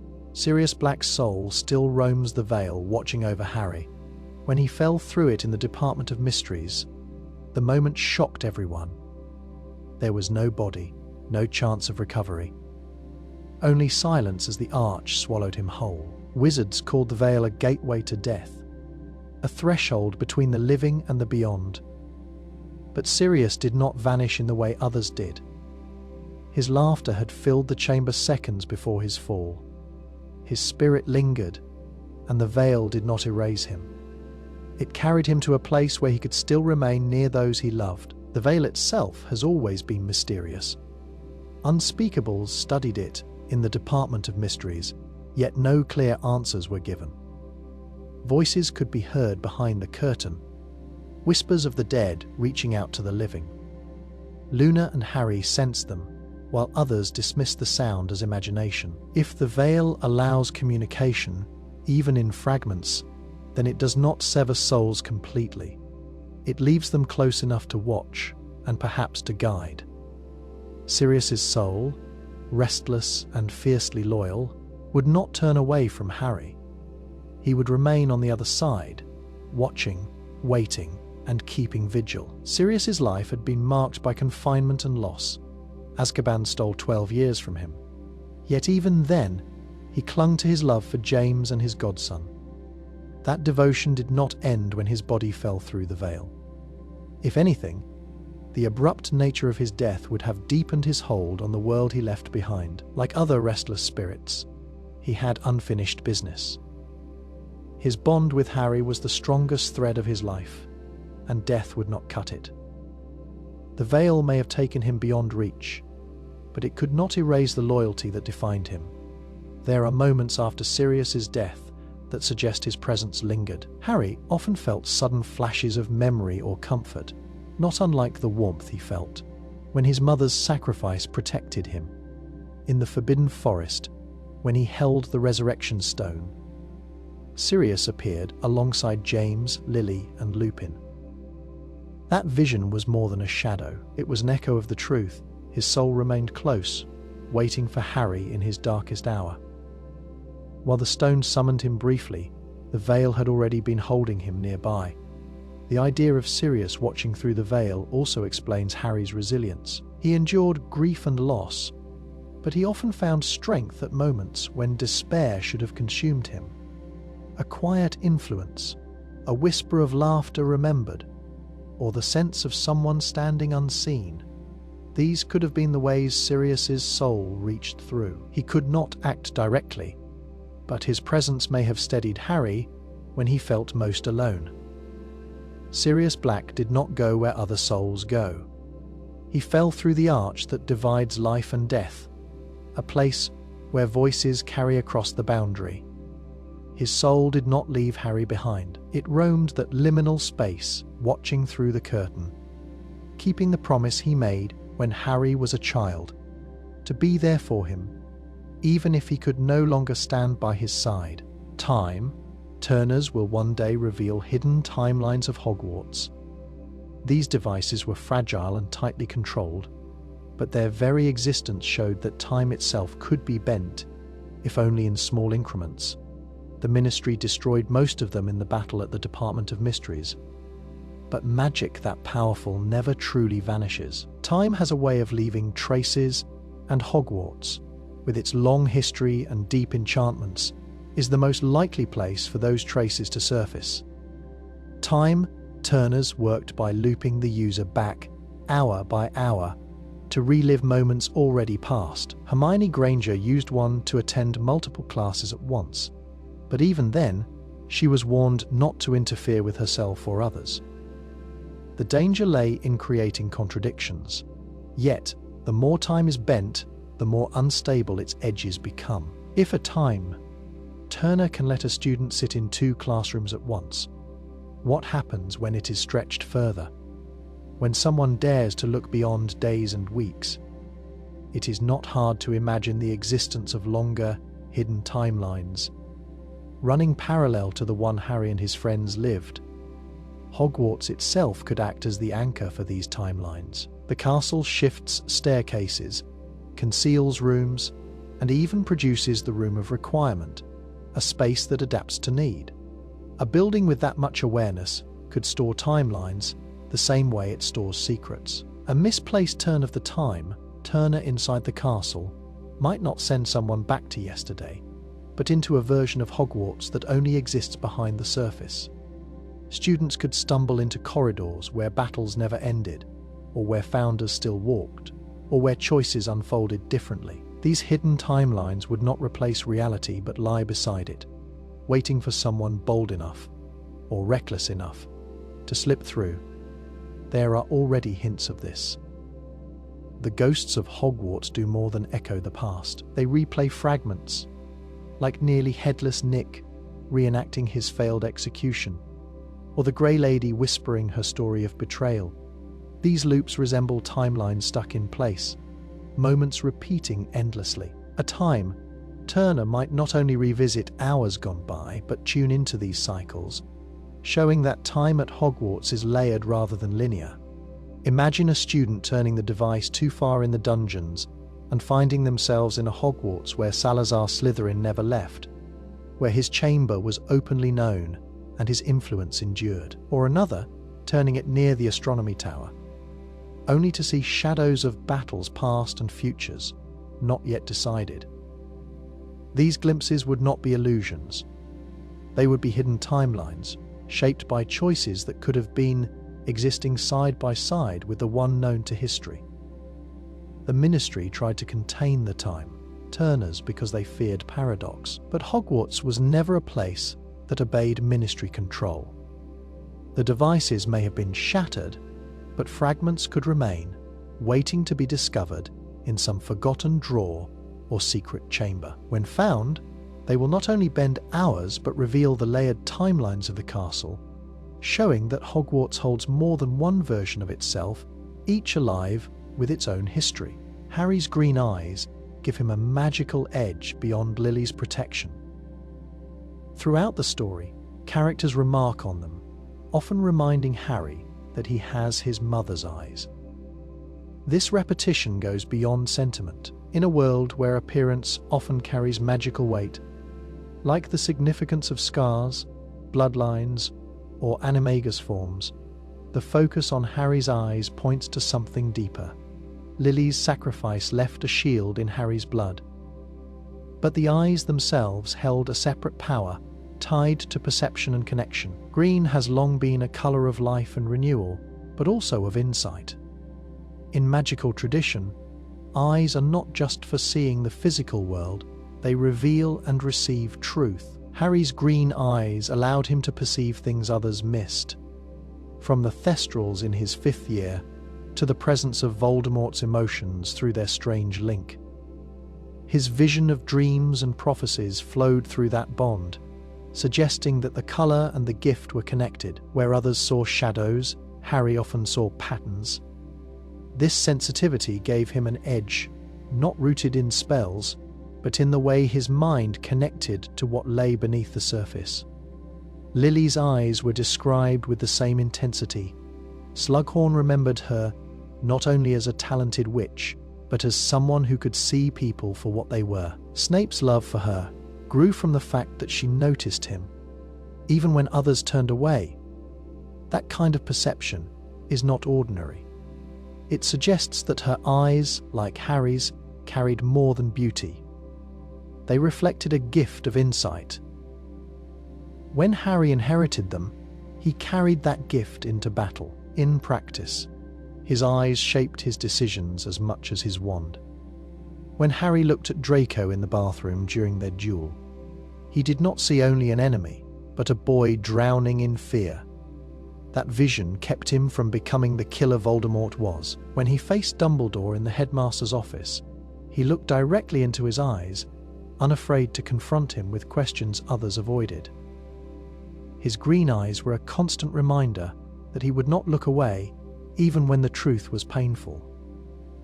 They also linked him to Voldemort in ways that gave him an advantage. Voldemort underestimated emotion, seeing it as weakness. Yet Harry's eyes, carrying Lily's legacy, saw emotion as strength. He noticed loyalty, grief, and love where Voldemort saw only power. That difference shaped how each used magic. Harry's spells often worked because of intent rather than force. His Expelliarmus disarms not just wands, but the arrogance of those who underestimated him. His eyes told him when to show mercy and when to stand firm. If Lily's sacrifice was the shield that saved Harry's life, his green eyes were the lens through which he fought his battles. They helped him see what others ignored from creatures beyond the veil of death to truths, hidden in the hearts of his enemies and friends. That edge was not flashy or loud, but it was constant, guiding him to make choices that no curse could dictate. Nagini was bound to Voldemort even before she became a Horcrux. When she first appeared at his side, she was not just a pet or a weapon. She acted as a companion, a protector, and often as his voice, when he was too weak to speak for himself. The bond between them went beyond the loyalty of a familiar. It looked like a connection written into their natures long before Horcrux magic tied their lives together.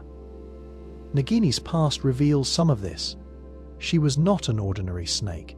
She was once a maledictus, a woman cursed with blood magic that forced her to transform into a serpent. Unlike animagi, who shift at will, maledictuses carry a curse that grows stronger until the change becomes permanent. By the time she met Voldemort, Nagini's human side was gone, but her mind still carried a trace of human thought. This gave her the ability to act as more than a beast. She was a creature caught between two worlds, human memory and serpent body. And Voldemort, who also lived between life and death, would have recognized that kinship. When Voldemort first returned in his weakened form, he relied on Nagini for survival. She carried venom that sustained him and guarded him when he was most vulnerable. In Albania, she was not just a protector but a source of power. It is telling that he chose her as his closest companion before he made her a Horcrux. The act of binding a piece of his soul to her only formalized what was already true.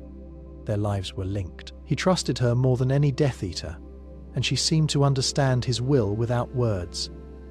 This link also explains the unusual connection Harry experienced with her.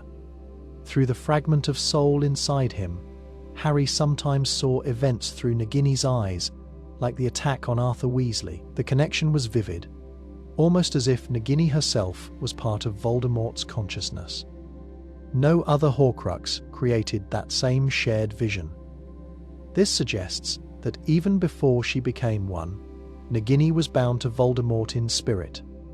The Horcrux only deepened a tie that already existed. The symbolism of Nagini also matches Voldemort's obsession with serpents. He spoke Parseltongue, descended from Salazar Slytherin, and used snakes as emblems of fear. But Nagini was more than a symbol. She embodied his nature, cursed, divided, and feared. She was his shadow, mirroring his own state of being neither fully human nor fully beast. By keeping her close, Voldemort was not only commanding a servant, but surrounding himself with a reflection of his own existence. Imagine Nagini before Horcrux magic was placed in her. She already followed him, striking at his enemies and carrying out his orders. She already served as his closest confidant. When he finally used her to house part of his soul, it was not an act of forging loyalty, but of sealing what had always been there. She was bound to him long before, cursed to walk the same path of isolation and power. A creature tied to the darkest wizard of the age, even before death made their bond eternal.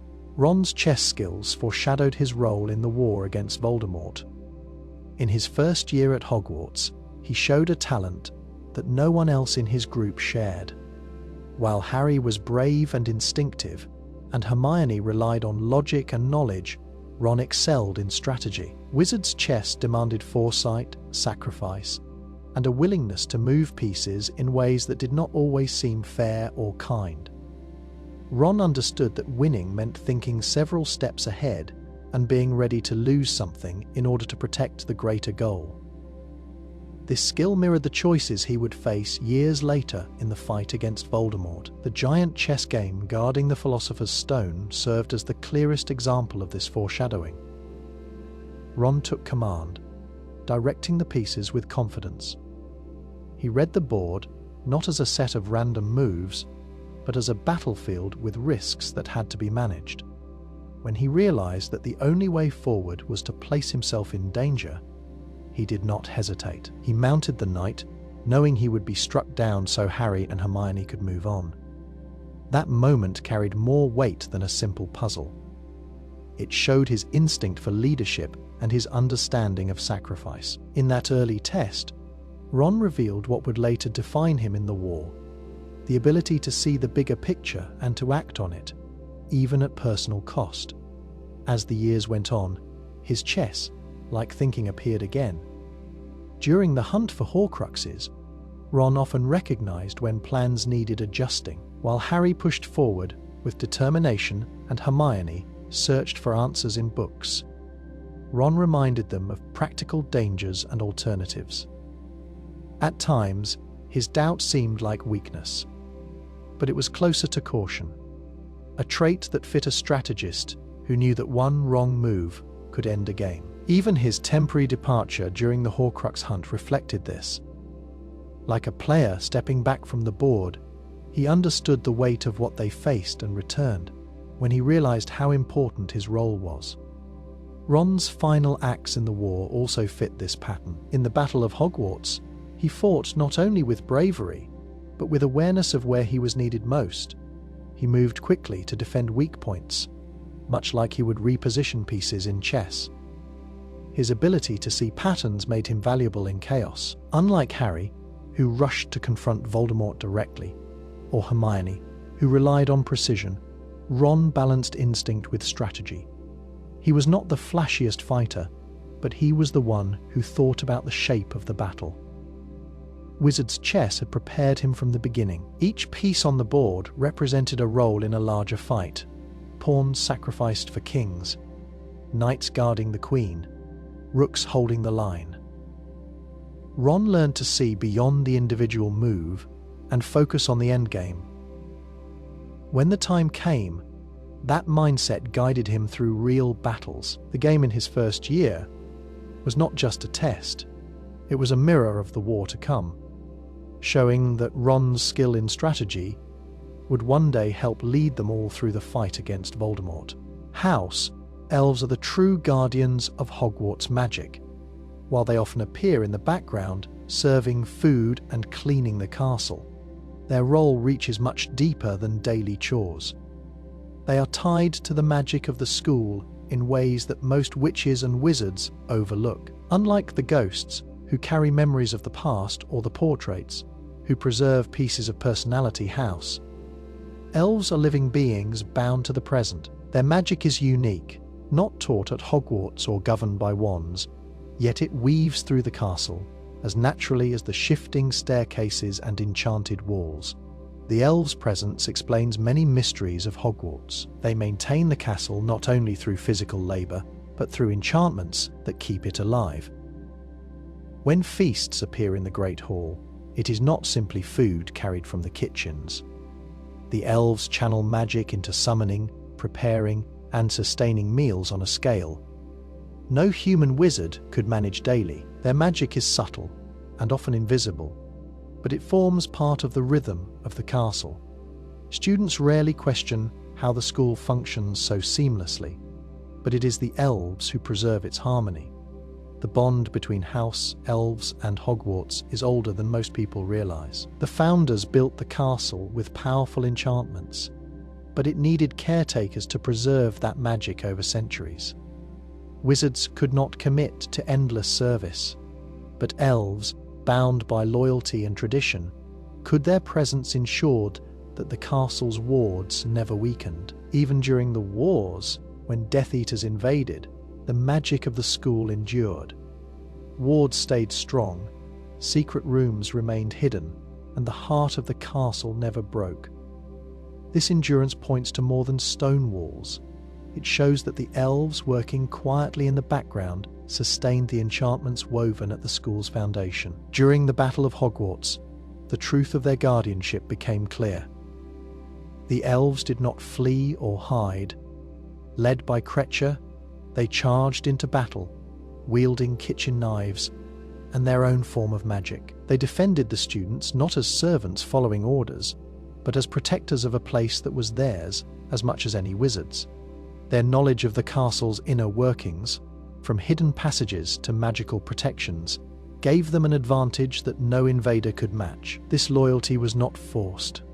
It was bound into their identity as guardians of a space they had watched over for centuries.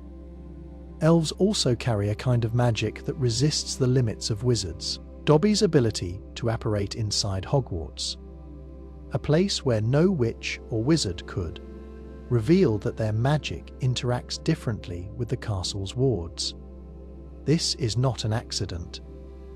It suggests that Hogwarts itself allows elves to bypass rules because they are part of its fabric. The castle trusts them in ways it does not trust human beings.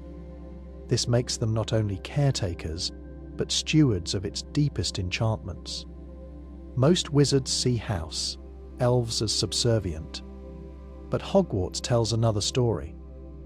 The school's magic has lasted for 1,000 years. And at its heart are creatures who were never given proper credit. The elves are not just helpers in the kitchens. They are guardians who preserve, defend, and embody the living magic of Hogwarts. The Ministry of Magic knew more about Harry than they admitted. From the start, his life was surrounded by secrecy. He was placed with the Dursleys under the protection of blood magic. And while Dumbledore arranged much of that, the Ministry could not have been ignorant. They tracked underage magic, monitored wards, and kept records of every wizarding child born during the war. Harry was not just another orphan. He was the only one to survive Voldemort's killing curse, and that fact alone would have drawn the Ministry's constant attention. The Trace is one example of this oversight. The Ministry could detect magic performed around underage wizards, and Harry's childhood at Privet Drive should have been under constant watch. Each accidental burst of magic, from regrowing his hair to inflating Aunt Marge, would have flagged alerts. While the official explanation is that the Ministry could not distinguish who cast the spells in Muggle households, it is difficult to believe they were not aware of Harry's unusual frequency of incidents. His record must have stood out. They allowed it to continue under the cover of bureaucracy. But the truth is, they knew his magic flared stronger than most children his age. Their silence in the years leading up to his Hogwarts letter also raises questions. Cornelius Fudge and other high-ranking officials knew the prophecy existed, even if they did not have full access to its wording. The Department of Mysteries guarded it, and Unspeakables would have been aware that a child had already escaped Voldemort's attempt to fulfill it. To claim ignorance about Harry's role stretches belief. It was easier for the Ministry to pretend Harry was just another boy and leave Dumbledore to handle the details. But in truth, they watched and waited. When Harry returned from his first year with tales of Voldemort's survival, the Ministry dismissed him. They called him a liar, tried to discredit him, and suppressed the truth. This behavior is often explained as fear of public panic, but it also looks like a calculated move. The Ministry already knew Voldemort's return was possible. They had records of Death Eater activity, of artifacts gone missing, and of magical disturbances. By denying Harry's account, they bought themselves time to maintain control, even if it meant silencing the boy who had faced Voldemort directly. Consider also the Department of Mysteries itself. Their work with prophecies, time magic, and death suggests that they studied Harry more than once. The fact that he was lured there in his 5th year shows how closely tied he was to their research. Harry's connection to Voldemort through the scar, his survival of the killing curse, and his unusual magical resilience all pointed to him being more than an ordinary wizard. The Ministry had to have files, reports, and observations locked away, hidden from the public. but circulated among those who understood the implications. Even in the later years, when Scrimgeour tried to recruit Harry as a symbol, it was clear the Ministry's interest in him was not new. They had known for years that he stood at the centre of the conflict, and they withheld that knowledge when it suited them.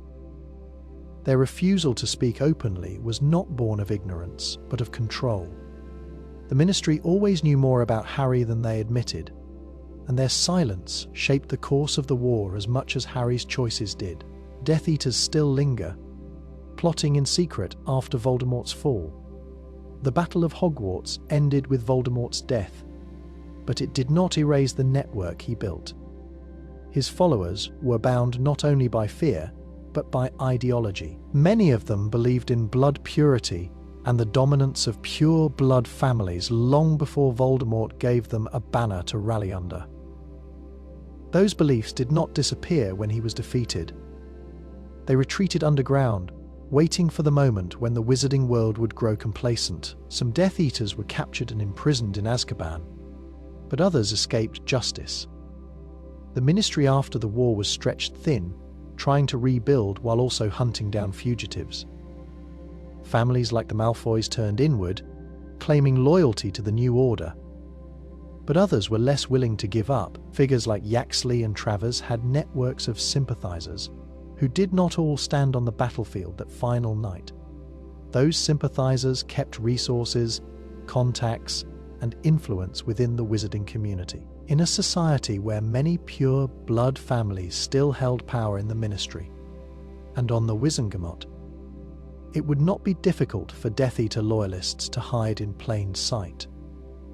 History in the wizarding world supports this pattern. After the first fall of Voldemort, his followers claimed to be under the Imperious Curse, or too afraid to resist him.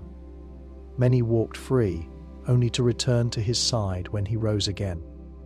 There is little reason to think the second fall ended differently. The pattern suggests a cycle, defeat, retreat, and eventual regrouping. While Voldemort himself is gone, the ideology that supported him remains alive, and some of his followers would see themselves as keepers of his vision. It is possible that these remnants shifted their methods. Without a central leader, open attacks would only draw the Ministry's attention. Instead, they might focus on influencing policy, spreading their ideas quietly, or grooming a new generation to carry the torch. Pure blood supremacy is not limited to Death Eaters. It was present in wizarding society long before Voldemort. In homes and traditions where those beliefs linger, younger witches and wizards could be raised to admire the Dark Lord's ideals, even if they never met him. There are also signs that not all dark magic tied to the Death Eaters was destroyed. Artifacts, enchanted objects, and hidden caches of cursed items could still be in circulation. Voldemort trusted his followers with tasks and relics, and not all of those were recovered. A hidden spell book or a cursed weapon left in the hands of a loyalist could inspire another wave of dark magic years later. Just as the diary of Tom Riddle resurfaced decades after its creation, the tools of Voldemort's army could lie dormant until someone chooses to use them again. Imagine a small group of Death Eater loyalists meeting in secret, not to summon Voldemort back, but to rebuild his cause. They would see themselves as survivors of a great war, robbed of victory, but not defeated in spirit. To them, the fall of their master was not the end but a pause. In whispers and hidden gatherings, they would plot, confident that when the wizarding world grows comfortable and forgets the danger, they will be ready to strike again. The prophecy could still unfold in future generations of Potters. When Sybil Trelawney spoke her famous words to Dumbledore, they were vague by design. Prophecies in the wizarding world are rarely neat or limited to a single moment.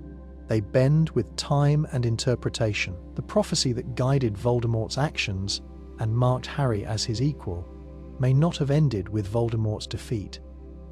It may linger, waiting to echo through the lives of Harry's children and beyond. The prophecy said, "The one with the power to vanquish the Dark Lord approaches.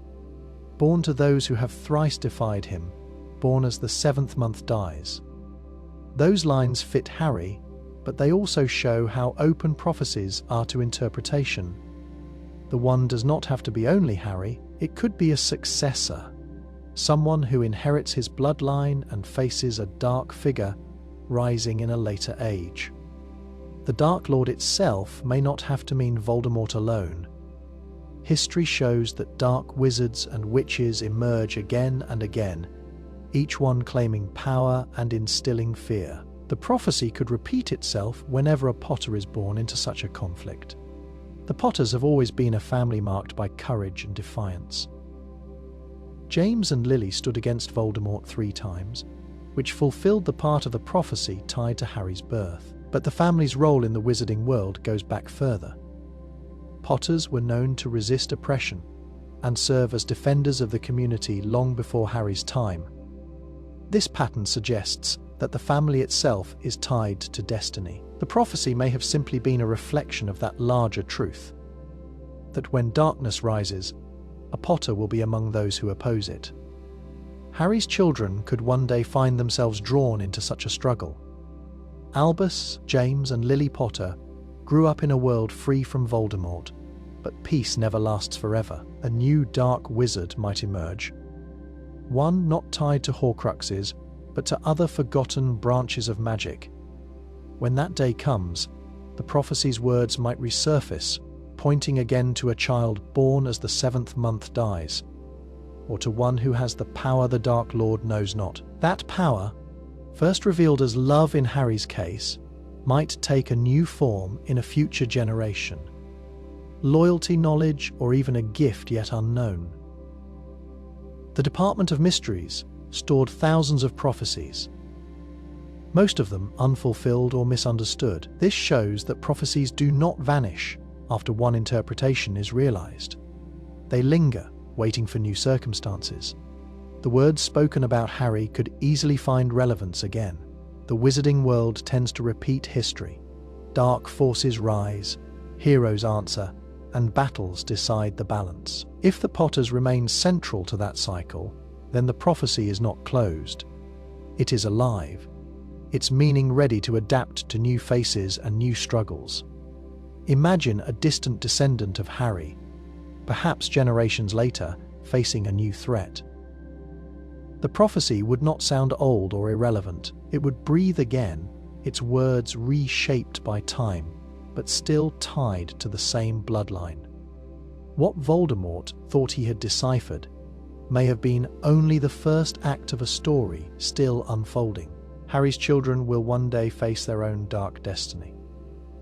The defeat of Voldemort brought peace, but peace in the wizarding world has always been fragile.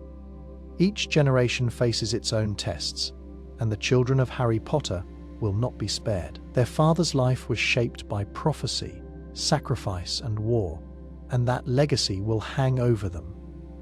Darkness does not vanish. It changes form, waiting until people begin to believe it is gone for good. Albus Severus, James Sirius, and Lily Luna grew up in a world free from the terror their parents endured, but their bloodline ties them to that struggle. They carry the names of the dead who fought before them, reminders that their lives are not ordinary.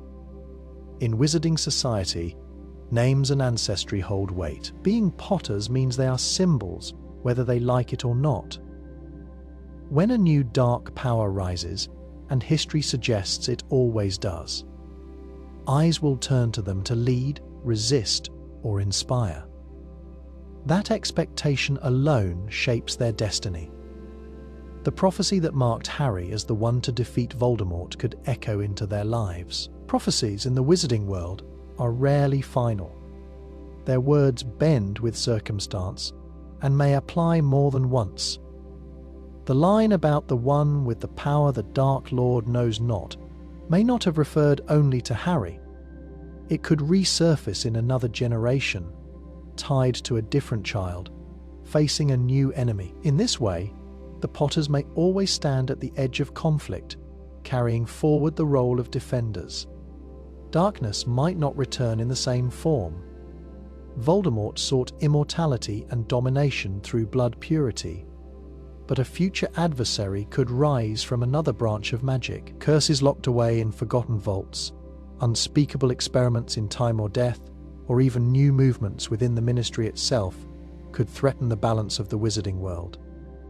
Whatever shape it takes, Harry's children will find themselves drawn to it, not by choice but by the same thread of fate that pulled their father into war as a boy. The personality of each child suggests how they might meet that destiny. Albus, with his uncertainty and sensitivity, could mirror the struggles Harry faced with identity and responsibility.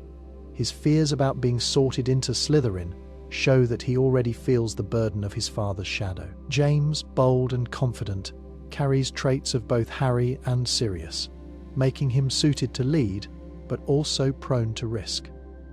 Lily, though youngest, may embody the quiet strength of her grandmother, standing firm when others falter. Each carries potential that a new dark power might either challenge or exploit. Consider also how the wizarding world views the Potters. After Voldemort's fall, Harry became a symbol of victory, almost mythic in stature.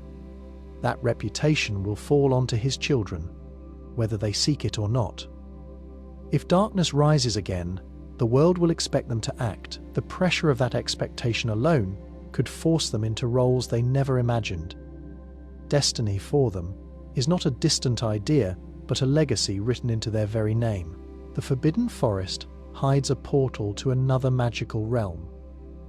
The forest has always been a place of danger and mystery, filled with creatures that most wizards avoid. Acromantulas, centaurs, and even unicorns make their homes there. Its reputation is not only due to the creatures, but to the sense that the forest itself holds secrets older than Hogwarts. It is vast, shifting, and resistant to control. That makes it the perfect place to conceal a passage to another realm, one that exists alongside the wizarding world, but remains hidden except to those who know how to find it. The idea of portals is not foreign to wizarding magic. The Floo network, Portkeys, and Apparition all bend the limits of space. The Room of Requirement can even create doorways into hidden spaces when the need is great. If the castle itself can manifest doors, it is reasonable to think the ancient forest nearby could also hold gateways of its own. The magic of the Forbidden Forest is deeper and less structured than the controlled enchantments of Hogwarts. It belongs to the wild, to the untamed parts of magic that predate wands and spells. A portal concealed there would be less like a crafted door and more like a natural seam, where two worlds overlap. Centaurs may already know of it. Their warnings to students often carry weight beyond the obvious. They speak of the forest as if it holds truths written in the stars, and they guard its paths with caution. Their reluctance to share what they know may come from more than distrust of humans. It may be that they are sworn to keep knowledge of such a portal secret, protecting it from those who would misuse it. For creatures tied to prophecy and celestial signs, a gateway to another realm would be sacred. The creatures of the forest themselves also hint at this possibility. Unicorns, symbols of purity, are rarely seen outside of the most enchanted places. Their presence suggests that the forest is not just dangerous, but touched by something higher.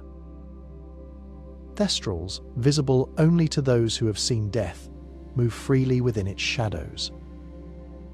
It may be that the portal connects to a realm where death and life cross paths, or where creatures of legend dwell beyond human sight. The forest could be the thin veil between worlds, and those who wander too far risk slipping through without meaning to. Imagine a wizard chasing a centaur deeper into the trees, only to find themselves in a land untouched by Hogwarts or the Ministry. The rules of magic there might be different, shaped by forces even Dumbledore never studied. Perhaps the founders knew of the portal and built the school nearby to guard it, much like they guarded the Chamber of Secrets and the relics of their houses. If that is true, the forest has never been just a dangerous place for wayward students. It has been a threshold. The portal lies waiting, concealed by the dense trees and old magic, marking the Forbidden Forest not only as dangerous ground, but as the hidden edge of another realm. The Triwizard Tournament was originally created to find the next chosen one. At face value, the competition appeared to be a test of courage and skill among the three great wizarding schools of Europe.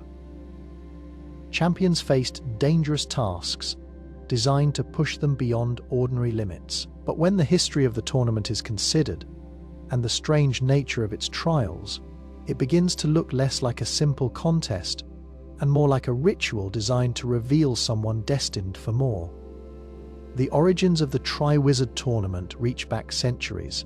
It was established in a time when dark wizards and magical wars were common. The need for a unifying force, someone capable of leading and protecting, was clear.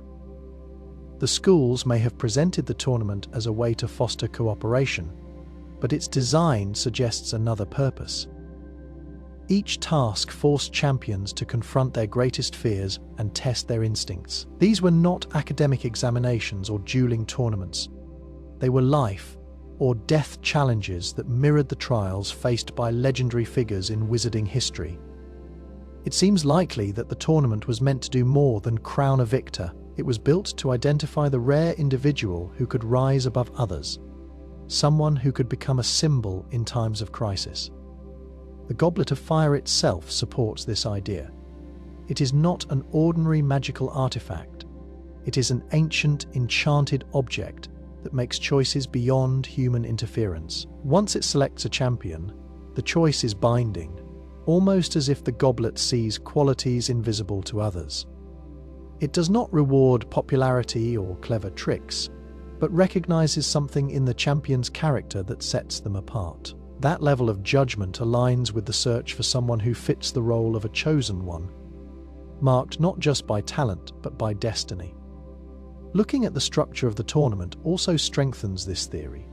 The first task demanded bravery in facing dragons, the kind of trial that reflects both courage and instinct. The second required champions to save others from underwater prisons, testing compassion and the ability to risk oneself for another. The third plunged them into a maze full of enchantments, confusion, and fear, demanding resilience and clarity under pressure. Together, these challenges mirror the qualities often spoken of in prophecy: courage, selflessness, and strength of will. They do not simply test magical ability, but the traits of someone destined to carry a burden greater than themselves. Even in Harry's case, the Triwizard Tournament echoed this hidden purpose. Though his entry was manipulated, the goblet still recognized him. It saw something within him that belonged to its original design, the mark of someone who would face trials larger than a game. The tasks forced Harry into roles that reflected his future battles. He stood against dragons, faced death underwater, and endured the maze that became a battlefield. Each stage was less about points or prizes, and more about preparing him for what lay ahead. The tournament may have fallen into legend as a dangerous sporting event, but its earliest creators likely envisioned it as a crucible. By gathering young witches and wizards from across nations, the Triwizard Tournament served as a way to uncover the rare figure destined to rise when darkness returned. The name promised unity, but beneath that promise lay the true purpose to find the one who could stand apart. The next chosen one